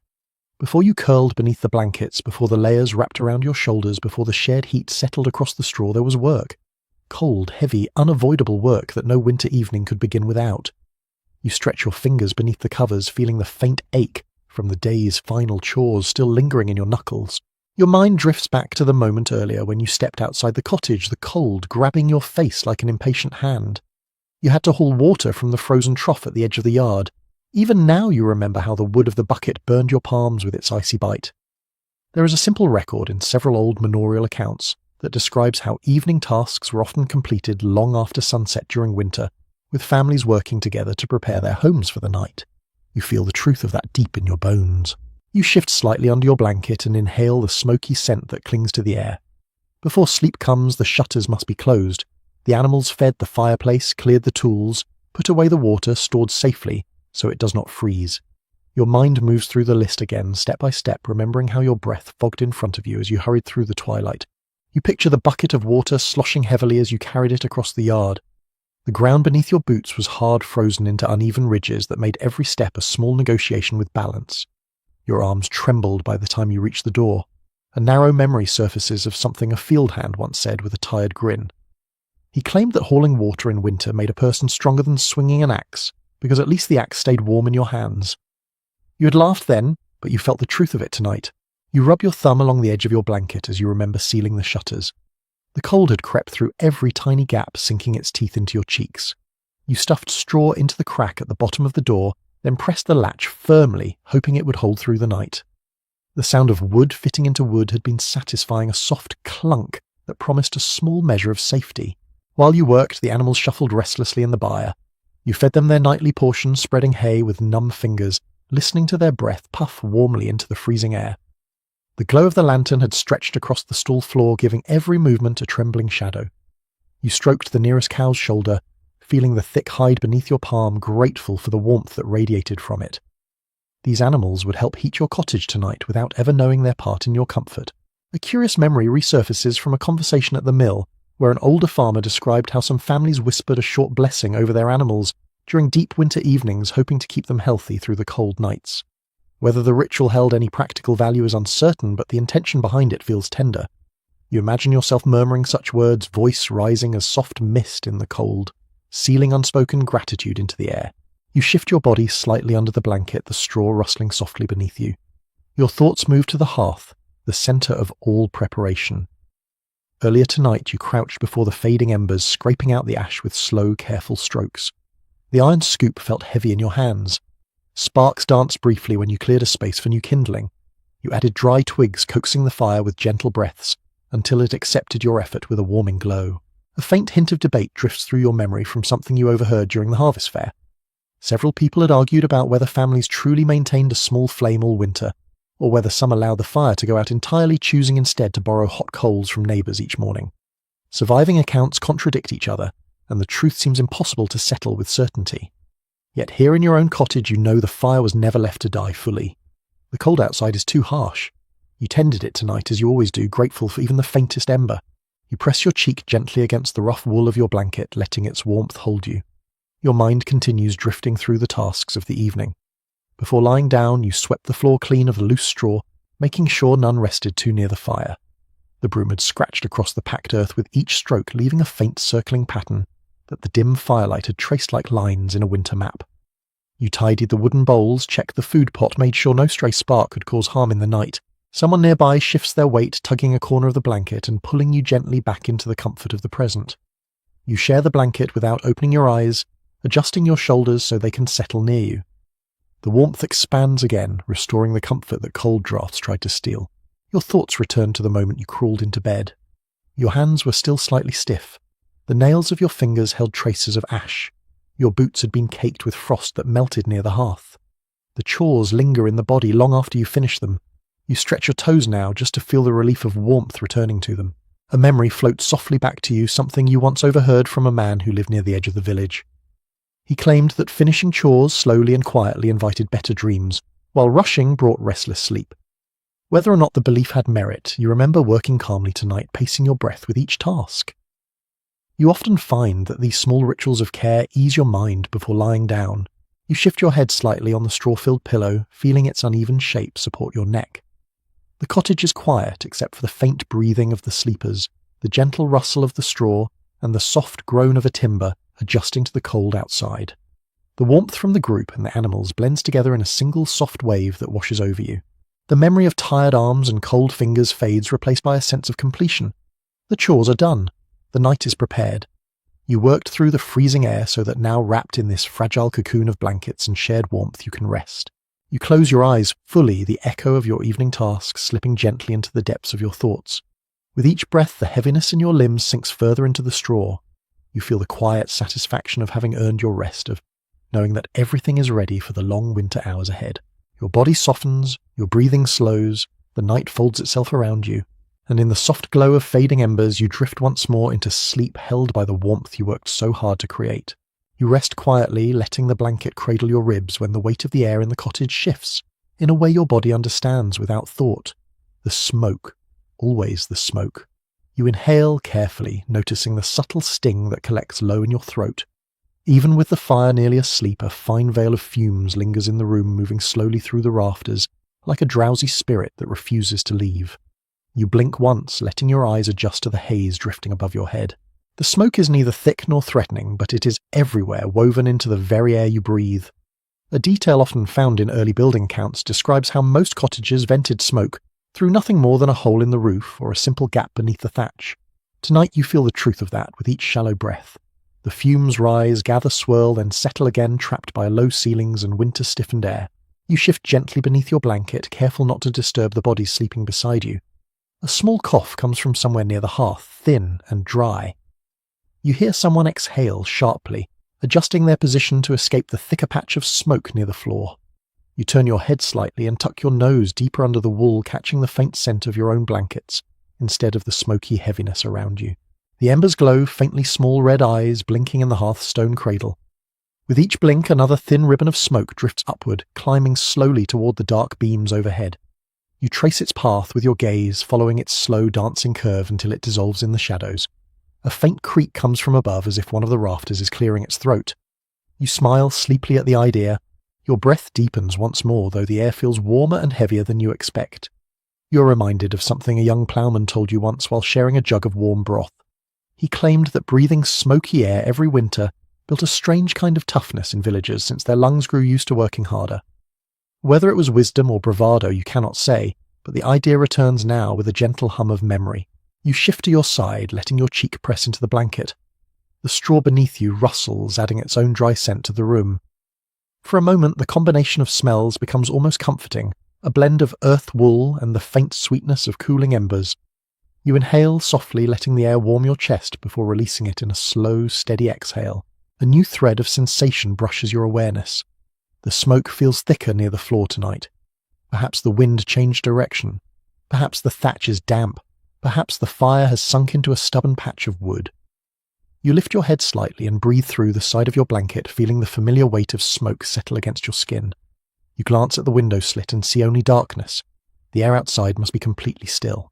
Someone near the far wall coughs again, a deeper sound this time. Their cough is followed by a soft groan and a shift of blankets. You imagine the air stinging their throat the way it sometimes does yours. A faint line from a midwinter tale rises to memory. A travelling storyteller once said that homes in winter became half shelter, half smokehouse, with families learning to breathe the darkness as if it were an old companion.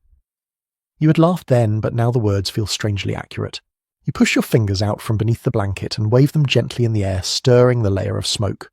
The movement brings a small drop of cool air into your space, just enough to help you breathe without irritation. You pull your fingers back under the blanket, letting them warm again. The faint sting in your throat fades. A thought enters your mind from a discussion you overheard at the Midsummer Fair. Several people pondered how often medieval families suffered from the long-term effects of smoke-filled homes. The written evidence is scattered and incomplete, leaving many questions unanswered. You imagine future researchers leaning over old manuscripts, trying to understand how you're breathing right now in this dim room, surrounded by quiet fumes. You feel a strange amusement at the idea of being studied through guesses and fragments. The fire shifts unexpectedly, letting out a soft hiss. A small puff of smoke rises quickly, making the air swirl in a brief dance. You blink, letting your eyes clear. The warmth from the embers is still faintly present enough to soften the chill near your feet. You tuck your toes under another fold of blanket, grateful for the small comfort. You listen more carefully now. The cottage is full of tiny breaths shifting blankets, and the quiet ways smoke shapes the night. The rafters seem to hold the fumes like a low cloud. The air wraps around the sleepers heavy yet familiar, as much a part of winter as frost or darkness. You feel your chest rise and fall slowly, your breath shallower than usual but still calm. A ripple of warmth spreads through your ribs as you settle deeper into your bedding. Even the smoke, for all its weight, becomes part of the rhythm of sleep. You learn to breathe around it, through it, beneath it. You find small pockets of clearer air, tiny shelters created by the rise of body heat and the shape of blankets. You adapt in silence, the way generations did before you. Your eyelids grow heavy again. The smoky air blurs into a soft haze that rests against your thoughts. You focus on the warmth at your side, the steady breathing of those beside you, and the low glow of the embers. You tuck your chin deeper into the blanket, letting the wool filter the air for you. Slowly, gently, your body accepts the smoky darkness as part of the night. The fire sighs, a faint spark blinks. The smoke curls upward, soft and lazy. Your breath slows to match the quiet rhythm of the room. Wrapped in warmth, surrounded by the gentle hum of sleepers, you feel your mind slip back toward rest, trusting that the night will carry you safely through its hazy hours. You ease your breathing beneath the wool, letting the smoky air drift past your nose in thin, quiet ribbons. The night has grown deeper, and the fire has nearly surrendered to sleep, yet someone in the cottage still stirs with purpose. A soft shuffle, a creak of the floor, the whisper of a cloak brushing straw. You open your eyes, halfway recognizing the familiar rhythm of the one who tends the hearth through the coldest hours. Every family has such a person on winter nights.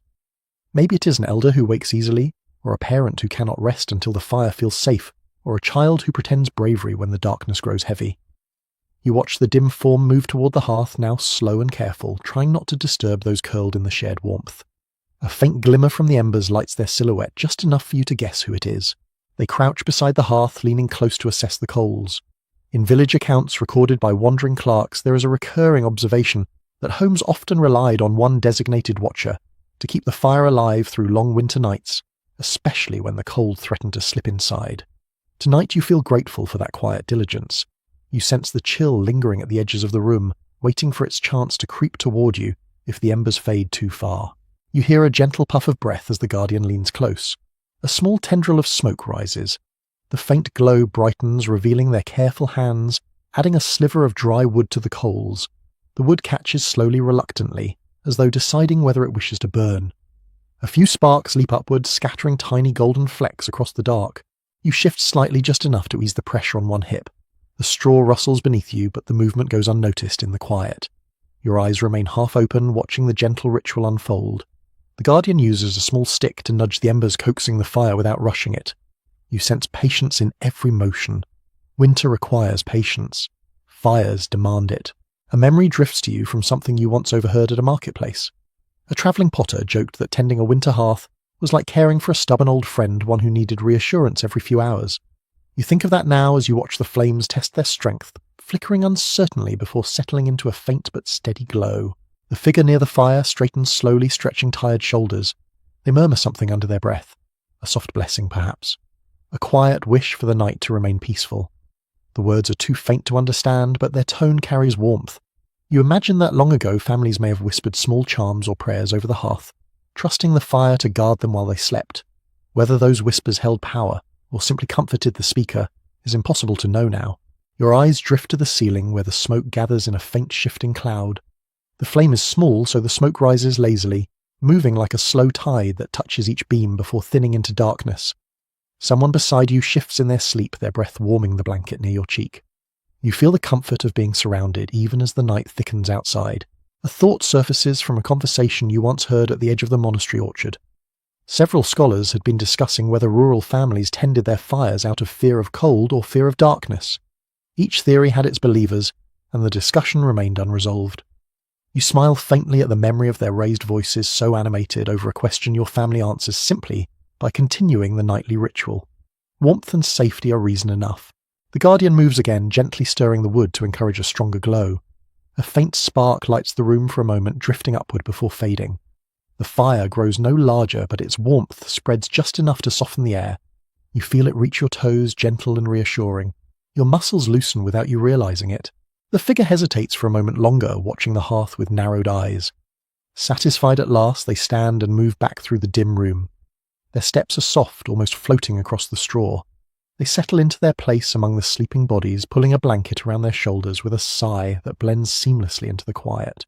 You You close your eyes again, listening to the faint hum of the revived embers. The fire is awake now, not fully, but enough to keep the cold at bay for another stretch of night. You breathe slowly, letting the warmth drift into your chest with each inhale. The room shifts back into stillness. No more movement. Just breathing blankets rustling the faint settling of straw. The Guardian's work is done for now, and the fire's light casts a soft, flickering glow across your eyelids. You snuggle deeper into your bedding, grateful beyond words for the small flame that keeps the night from creeping too close. The steady presence of a watching soul. The gentle persistence of a revived ember. The warmth that spreads through the darkness, quiet and loyal. Your breath softens. Your body relaxes fully. The cottage seems to sigh, settling into its own sleep. With the hearth watched over and the night guarded, you drift once more toward rest, carried by the quiet confidence that warmth will survive until dawn. You sink deeper into the warmth, grateful for the small flame revived by careful hands, when your mind wanders to something softer, something sweeter than smoke and chores and winter discomfort. Memories. Specifically memories of food. Not the daily bread or the thin porridge scraped from the pot, but the rare feasts that punctuate the harsh months. Midwinter celebrations that glow bright in the mind long after the taste has faded. As your eyes drift half closed, you feel the gentle pull of those recollections warming you from the inside in a way the hearth never fully can. Your breath slows, and for a moment the smoky air seems to carry a faint phantom scent. Roasted roots, warm ale, a hint of honey that once dripped down your fingers during the winter feast. You smile sleepily, knowing it is only memory. Still, the thought of those flavours lifts your spirits in the cold night. In simple harvest logs kept by village stewards, there are brief mentions of such celebrations, often marking the change of the season or the survival of a difficult frost. These feasts were rare, treasured, stitched with meaning. You feel that meaning now as you let the memory settle warmly in your chest. You shift slightly beneath your blanket, careful not to disturb the sleeping bundle around you. Someone murmurs softly, perhaps dreaming of their own feast. You let the thought drift through your mind, the long table crowded with neighbours, the smell of steaming stew rising into cold air the way laughter warmed the space more than the fire ever could. Nights like that seemed carved from gold. Even if the feast was small, even if food was scarce, the togetherness made it feel abundant. A faint rumble of laughter echoes in your memory from last year's celebration. You recall a baker insisting that the best way to survive winter was to taste something sweet, at least once before the season deepened. To prove his point, he passed around tiny pieces of honey cake no larger than a thumb, each one disappearing instantly into grateful mouths. You can almost feel the crumble between your teeth now, though your stomach is empty except for a thin evening meal. The embers shift in the hearth, sending up a slow ribbon of smoke that twists through the air like a quiet reminder of reality. Yet the memory of warmth from the feast lingers, softening your breath. You imagine bowls of hot broth shared among neighbours' hands, cupped gratefully around each vessel. The warmth had seeped into your fingers that night, chasing away the cold for hours. Another memory rises, this one softer tinged with the tenderness of family. You recall the sight of a grandmother handing a child a baked apple dusted with spices she had saved all year. The child's smile had lit the room more brightly than the hearth. That small act left an imprint deeper than any grand meal could. You feel a quiet ache of fondness as you think of it. You tuck the blanket tighter beneath your chin.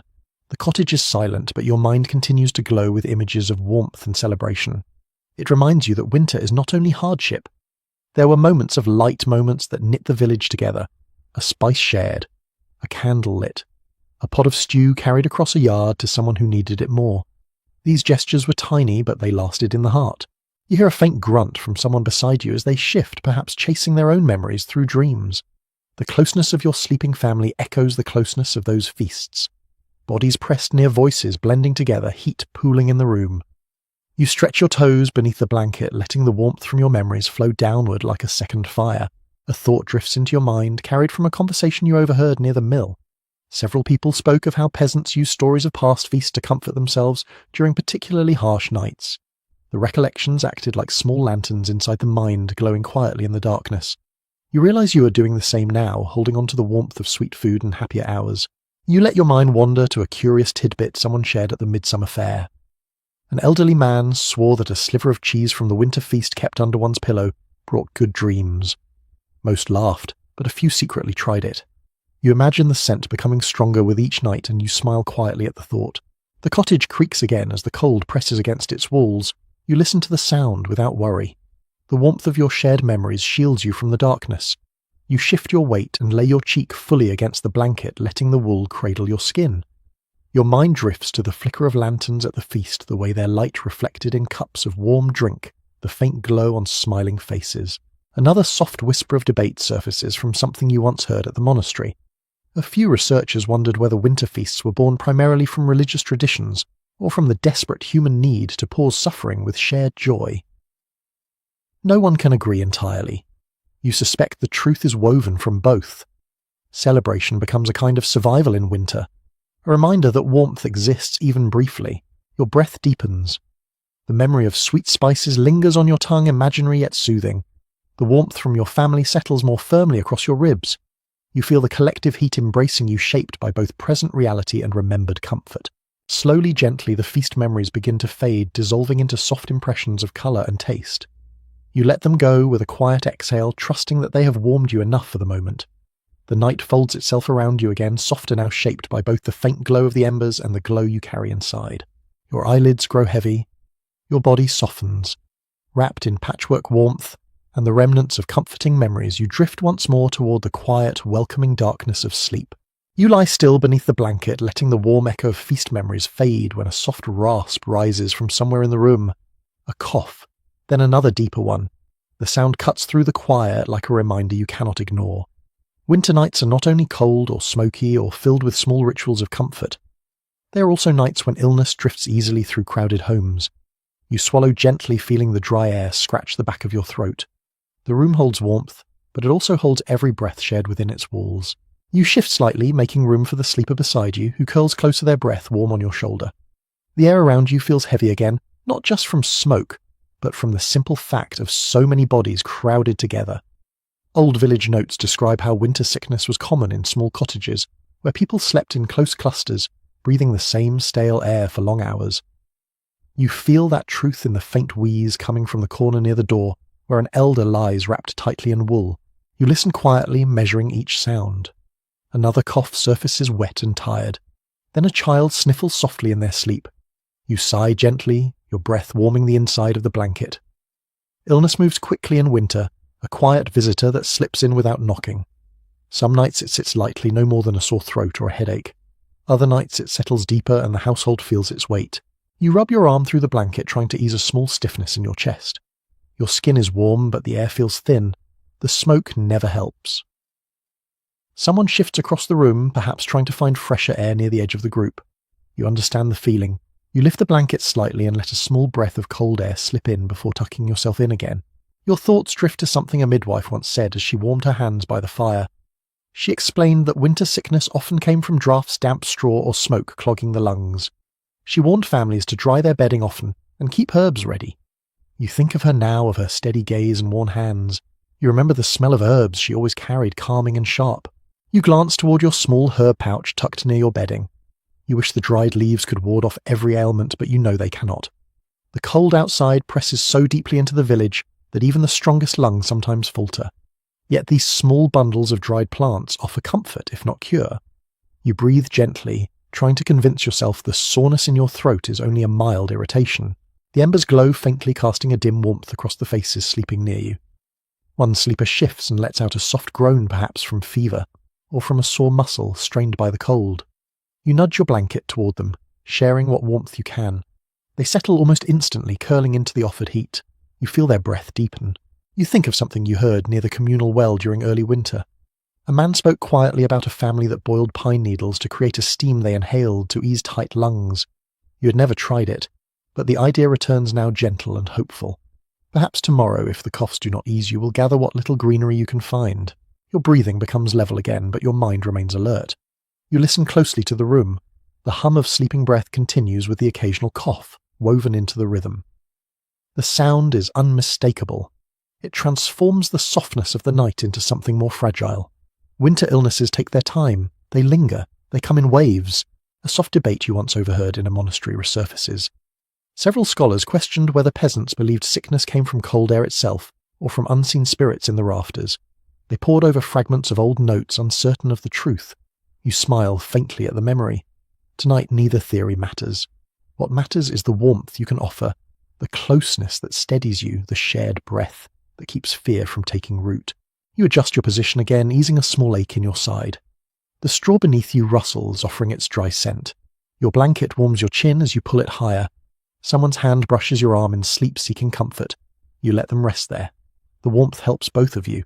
The fire shifts, releasing a small thread of smoke that drifts across the room. You inhale carefully, feeling your chest tighten just a little before it relaxes. You close your eyes, trying not to think too much about every cough you hear. Winter demands a balance of caution and acceptance.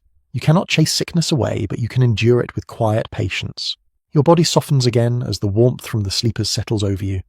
The coughs grow less frequent as exhaustion pulls even the unwell deeper into rest. The cottage creaks softly, the wind outside calming.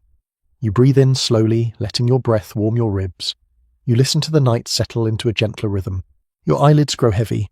The faint soreness in your throat reminds you of the world outside, but the warmth around you steadies your thoughts. You tuck your chin beneath the blanket and allow your breath to deepen. Slowly, gently, your body releases tension. You exhale with a soft, weary sigh, letting the last of your wakefulness drift away. Wrapped in shared heat, listening to the fragile quiet of a winter night, you slip back towards sleep, trusting that morning will bring its own kind of healing light. You settle more fully into the blankets, letting the last echo of coughing fade into the background when a deeper quiet rises inside you. A stillness not shaped by the room, but by your own body. It comes from your stomach, from the long, slow ache that winter never seems to forget. Hunger, not sharp enough to keep you awake, not strong enough to alarm you, but present. Familiar.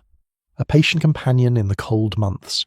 You rest your hand against your belly beneath the blanket, feeling the dull emptiness there, and you breathe slowly through it.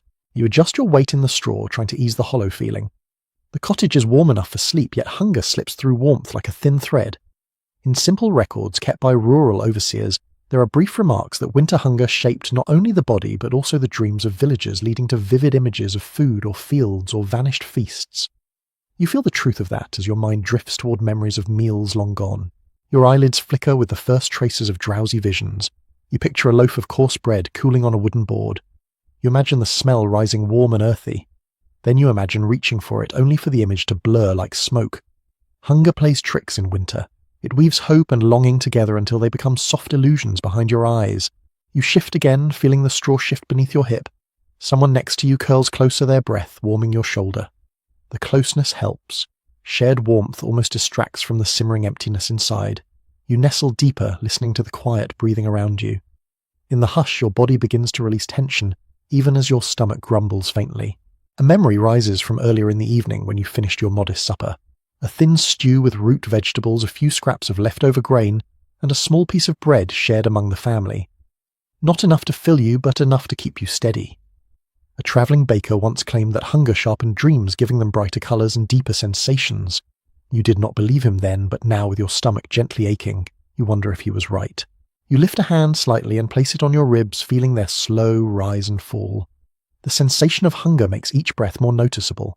A faint flutter of air brushes across your face as someone shifts nearby. You listen to the sound, letting it steady your heartbeat. Your thoughts drift again, this time towards something you heard from a group of elders sitting near the communal oven last winter.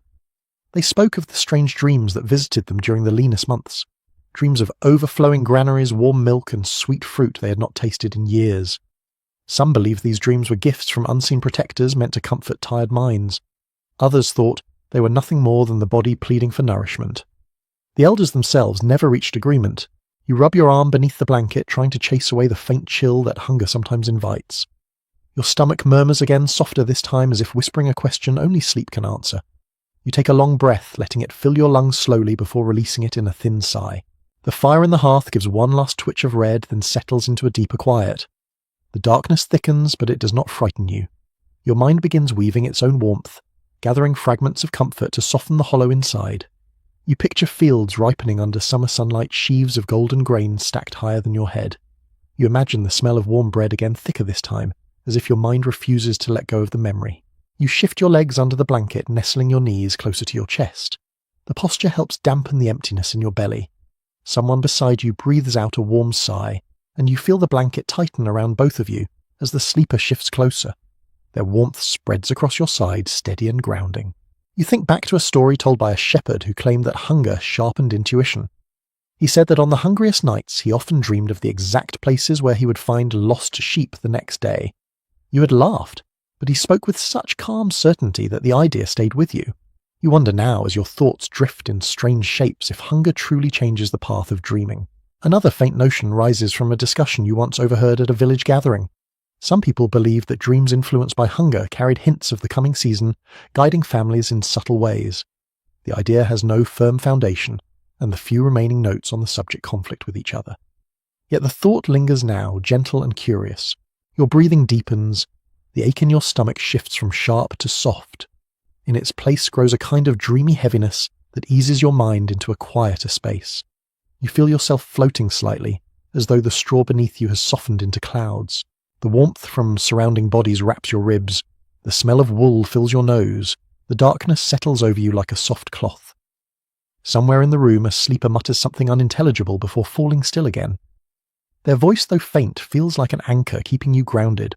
Your thoughts loosen further. Images drift through your mind, slow and luminous. A loaf of bread glowing like a lantern. A bowl of hot broth you can almost taste. Ripe apples hanging heavy from a summer branch. These visions carry no urgency, only a gentle pull toward deeper rest. You close your eyes fully now, letting the images blend into the soft dark. The hunger remains, but it becomes part of the rhythm of the night, a familiar companion. You accept it, breathe through it, and let your mind drift. Little by little, you slip toward dreams shaped by warmth, memory, longing, and the quiet emptiness inside you. You curl tighter beneath the blanket, letting the haze of half-sleep settle over your thoughts, when a faint sound reaches you from outside the warmth of your little bundle. A muffled voice, then another. Not in the room, but drifting faintly through the thin cottage wall. You freeze for a moment, listening closely. It is not alarming. It is simply life moving quietly in the neighbouring homes. Winter nights carry sound in unexpected ways. You shift your head against the straw, letting one ear free beneath the blanket. The cold air nips your skin, but you hold still, waiting. Another murmur drifts across the yard. A soft exchange between neighbours finishing a late task, or perhaps settling their own fire before sleep. The closeness of the village becomes more apparent in winter when thin walls and frozen air turn private moments into shared echoes. You exhale softly, remembering something preserved in a few surviving court notes from rural communities. These documents describe how tightly packed cottages often allowed villagers to hear one another clearly through the walls during quiet hours, especially on cold nights when sound travelled farther. You feel the truth now in each faint voice brushing your ears like the lightest tap on wood. Someone in the cottage beside yours closes their door. The latch clicks gently, followed by a stretch of silence. You can almost picture them in their own dark room adjusting their blankets, whispering a final word to a loved one before sleep. You imagine the warmth of their breath fogging the air the same way yours does. The thought feels comforting, like the village is settling into one long shared breath. Another sound rises from outside. A dog gives a short questioning bark, then falls quiet. Perhaps it sensed movement. Perhaps it dreamed. Dogs and humans share the night in equal parts here. Their voices become part of the winter song.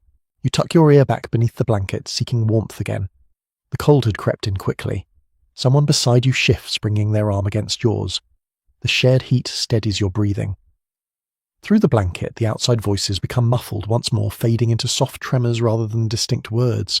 Your mind drifts to a curious detail told by an elderly shepherd last summer.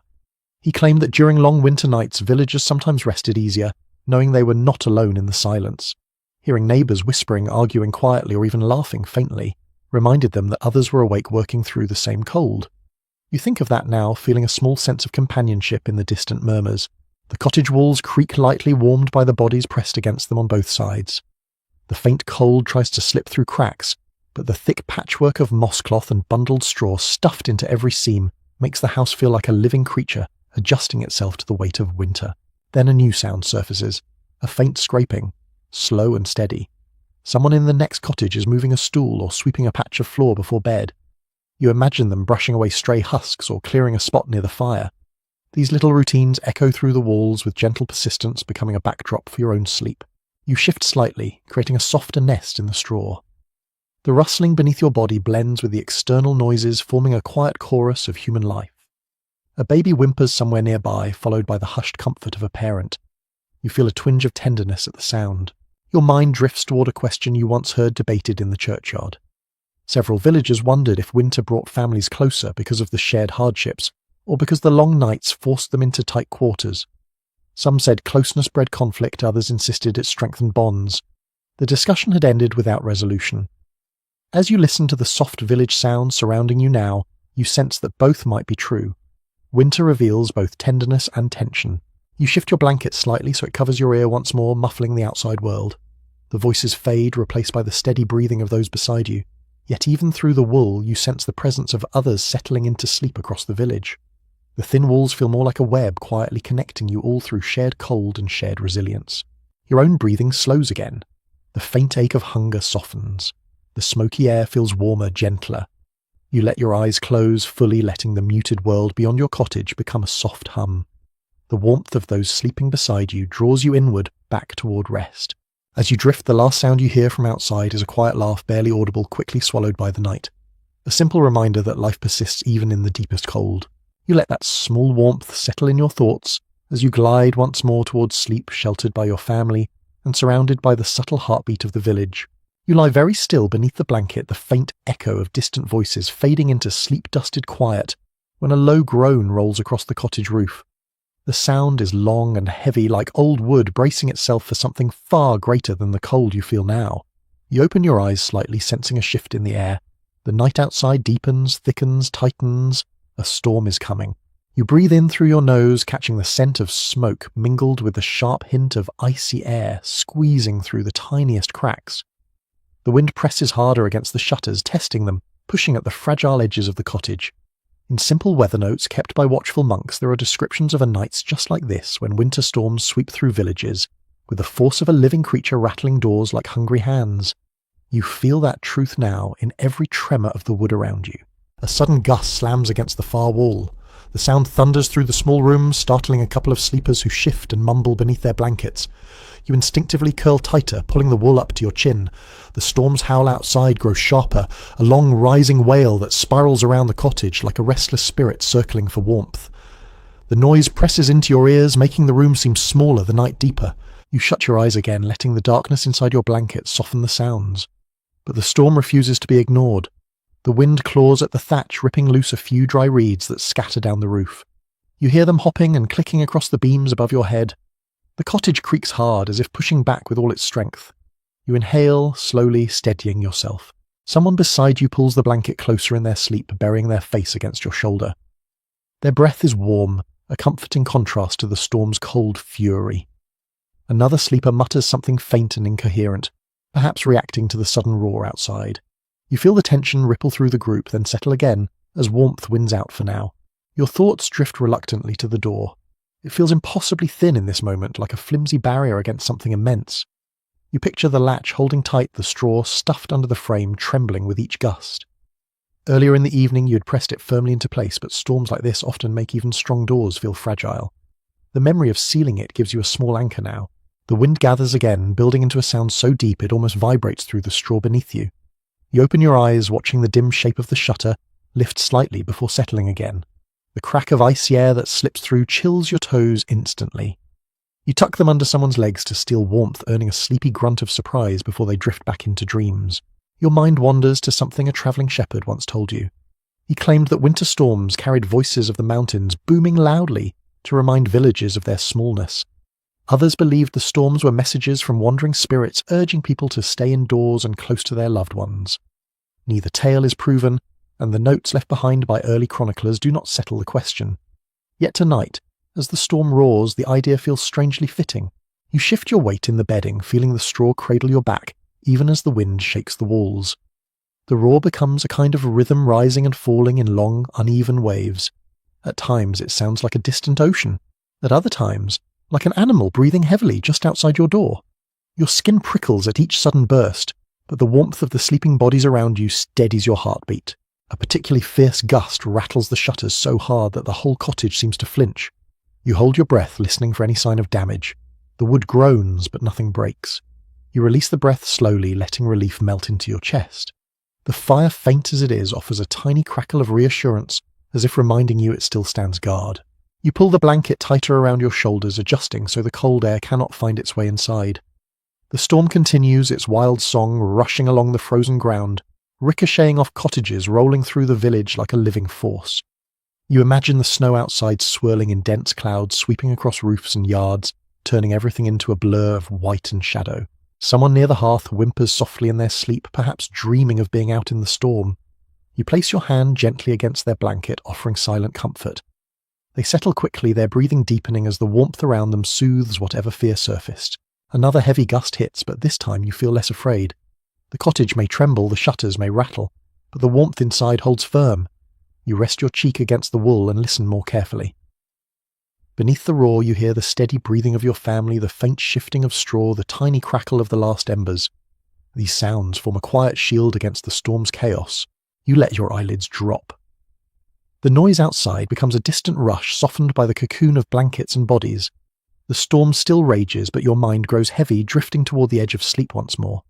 Each breath you take warms the small space beneath your blanket. The cold stays outside where it belongs. Your body relaxes inch by inch. The wind howls again, but you're no longer listening closely. Warmth wraps your ribs. The straw settles. A steady heartbeat of sleep rises inside you. You breathe a final slow inhale, letting it anchor you. And even as the storm thrashes against the night, you slip gently into sleep, held close by the warmth within the fragile but faithful walls. You sleep a little, or perhaps you only drift rocked by the uneasy rhythm of the storm. At some point, the wind changes its voice, softening into a long, low moan that feels less like a threat and more like a tired creature settling down after hours of pacing. You stir beneath the blanket eyes, half opening to a dimness that feels different. The air is quieter now, heavier too. You sense before you fully wake that the worst of the storm is past. You breathe slowly, letting the wool warm your nose before you draw the air deeper. A faint glow flickers from the hearth, so small and thin it looks like a memory rather than a flame. Yet that little ember is enough to tell your sleepy eyes something new. The darkness is changing. It no longer presses against the cottage the way it did during the storm. Instead, it feels like it is thinning at the edges, loosening its grip on the night. You shift slightly the straw beneath you, whispering gently. Someone beside you murmurs, stretching stiffly. Another sleeper lets out a soft snort before settling again. Their breaths blend into the quiet, and for a moment you listen to that human warmth, like it's the only sound in the world. Then faintly you hear something else, a soft brightening in the air beyond the shutter. Not a sound exactly, more like a feeling, a hint of dawn. It comes slowly, always slowly in winter. Dawn does not rush into a medieval cottage the way it does in summer. It creeps careful and pale, as if testing whether the world is ready for it. But you can sense the shift. The darkness no longer feels endless. It feels like it is preparing to lift. You pull your blanket up to your chin and let the thoughts settle in your chest. A note preserved in an old weather-watching journal once described winter dawns as the hour when even the frost seems to hesitate. You feel that hesitation now. The cold outside remains fierce, but the sky beyond the walls must be changing. You slide your hand out from beneath the blanket for a moment. The air bites your fingers instantly. You retreat them quickly, burrowing back into the warmth. Yet in that brief moment you sense that the cold has a different quality than before. Less wild, less sharp, as though it has spent its fury during the storm and now rests in a quieter, exhausted form. Someone on the far side of the room coughs softly, then falls still again. A child shifts against a parent's arm, seeking warmth. A faint scent of smoke lingers from the hearth, mingling with the soft smell of wool and straw. These familiar fragrances form a cocoon around you, pulling you back toward drowsiness. But something inside you remains aware. You sense the world lightening. Your mind drifts to something an elderly farmer once told you near the communal oven. He said that dawn in deep winter always feels like a promise, even when the day itself brings nothing but more cold and hungry work. The promise is not of warmth, but of survival, of another day wrestled from the hands of the season. You think of his wrinkled smile as he said that, and the memory warms you more than the thin fire ever could. The wind taps weakly at the wall, no longer strong enough to rattle it. You hear a soft slide of frost crystals falling from the thatch landing, with tiny ticks that barely touch your ears. The storm's anger has passed, leaving behind a world that is slowly, cautiously quieting. Your stomach growls faintly, reminding you that dawn brings hunger long before it brings food. You press your hand against your belly, soothing the ache with small circles. You know there is little to eat in the morning, but dawn has its own kind of nourishment. Light as a meal of its own when you have lived through a long storm-tossed night. You tuck your face into the blanket again, breathing the familiar scent. Sleep nudges your mind gently, but something in you stays half awake, listening for the faintest sign of the world outside brightening.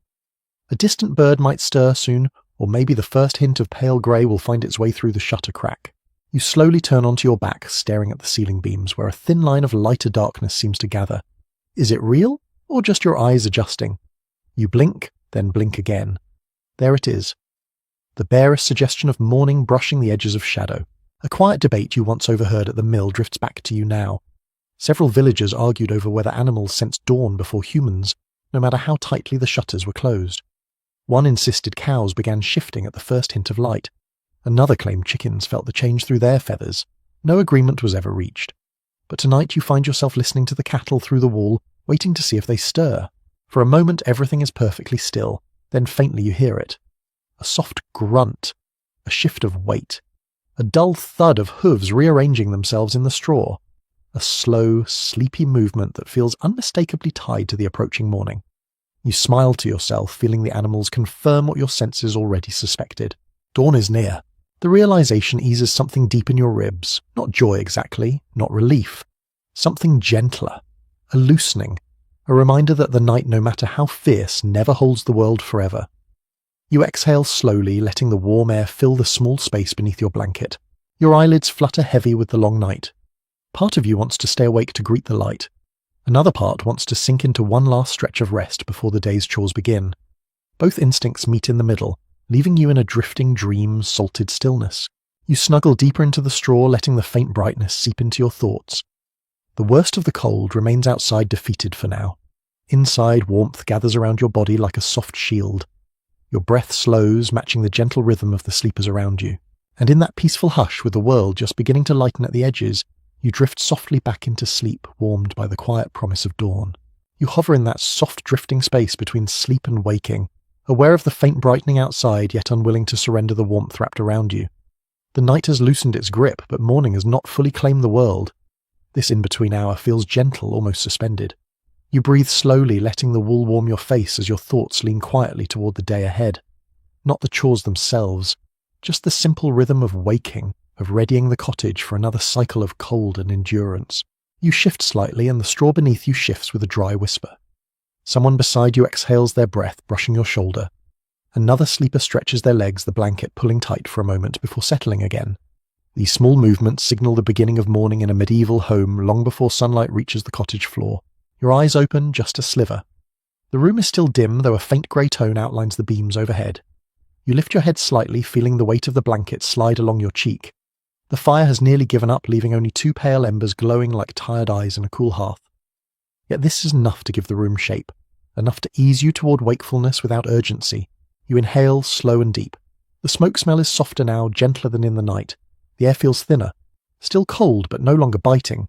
You shift your hand out from the layers, and while the air stings your skin, it no longer feels hostile. This is the first gift of morning in winter, a slight easing of the cold's sharpest edge. A small thought rises, sparked by something you once heard in a seasonal gathering. A caretaker of livestock mentioned that mornings after storms felt calmer, not only to people, but also to animals, as though the world itself paused to recover. You hear that truth now in the stillness through the wall. The animals move, but slowly. No restless pacing, no uneasy breaths, just quiet morning shuffles. You stretch your arms carefully beneath the blanket, feeling your joints wake one by one.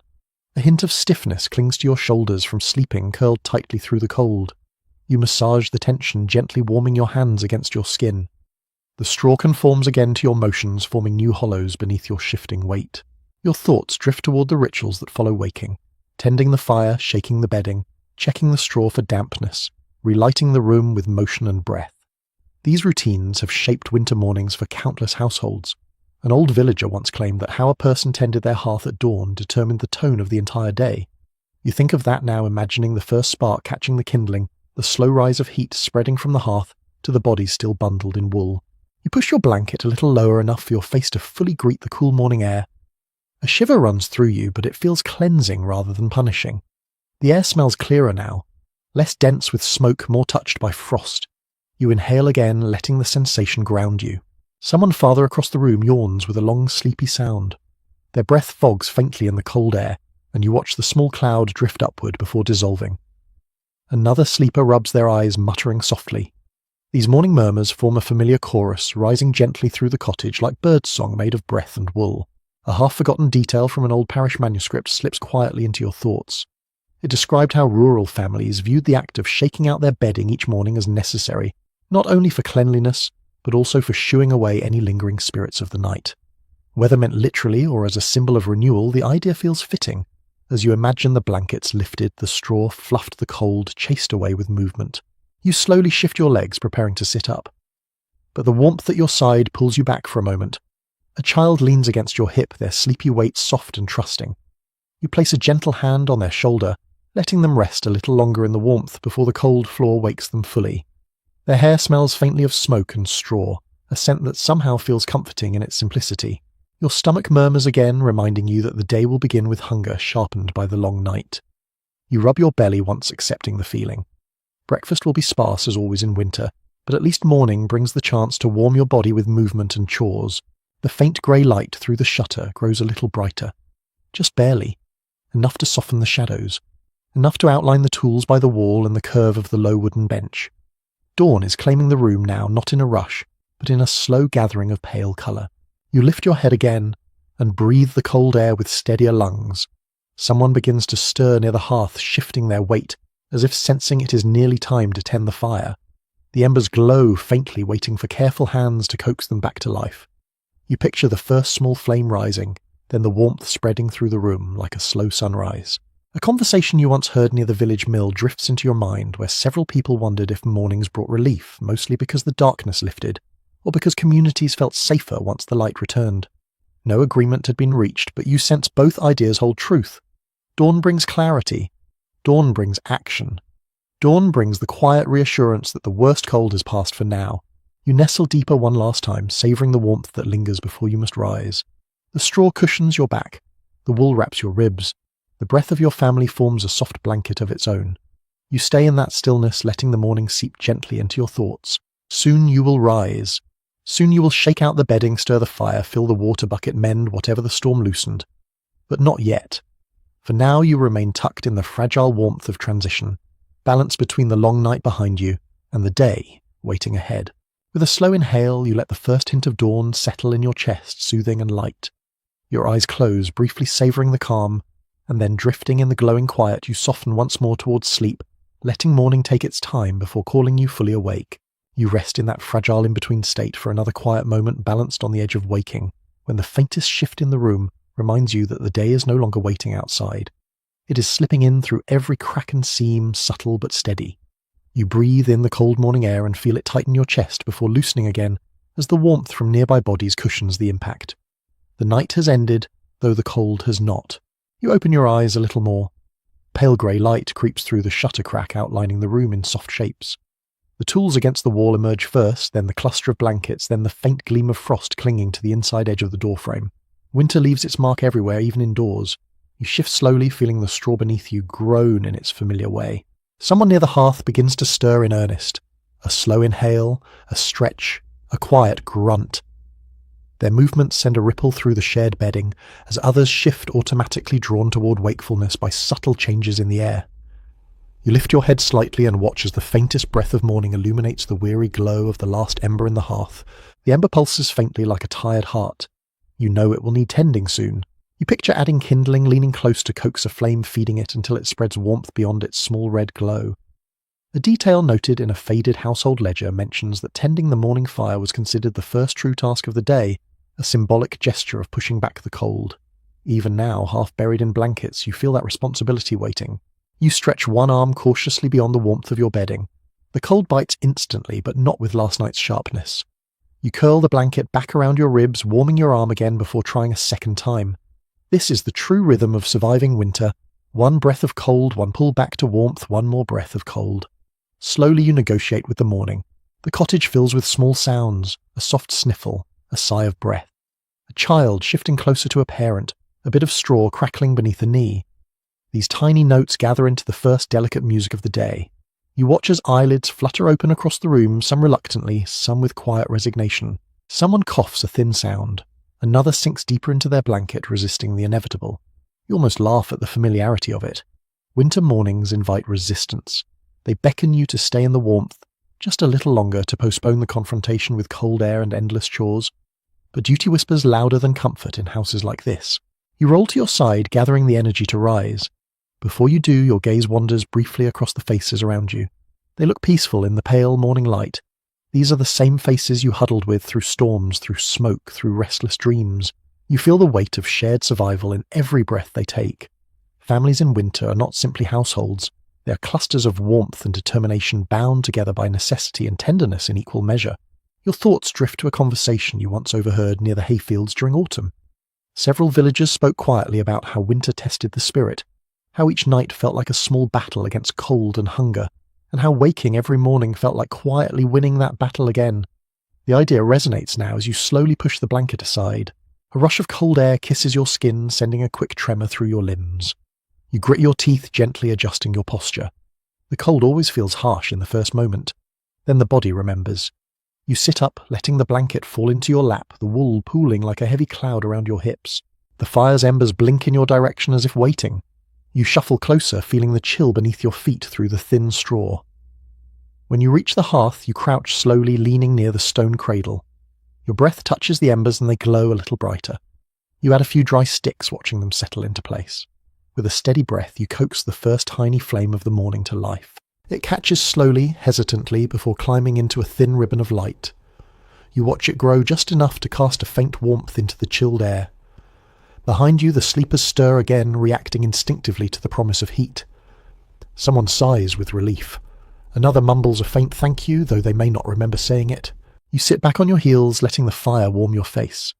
The world outside remains bitter and white, but here inside the day begins with a soft glow. Your breath rises in the cold, forming a small cloud that disappears into the dim air. You glance toward the shutter. Pale morning has grown brighter. Soon you will open it. Soon the day will fully enter the cottage, bringing with it chores and cold air, and the quiet resolve to endure another cycle of winter. You stand slowly, testing your balance on the uneven floor. Your stomach murmurs with hunger. Your shoulders feel stiff from the tight curling of sleep. Yet you feel something stronger beneath the weary body. A steadiness. A quiet determination shaped by countless winter mornings just like this. You pull the blanket from the floor and shake it gently to remove the clinging bits of straw. Another sleeper rises and begins shaking theirs as well. The soft flutter of fabric becomes a small ritual of renewal through the room. Straw shifts. Beds reshape. Warmth circulates. The day has begun. You breathe slowly, letting the motions of morning continue around you, while your mind drifts into a softer rhythm.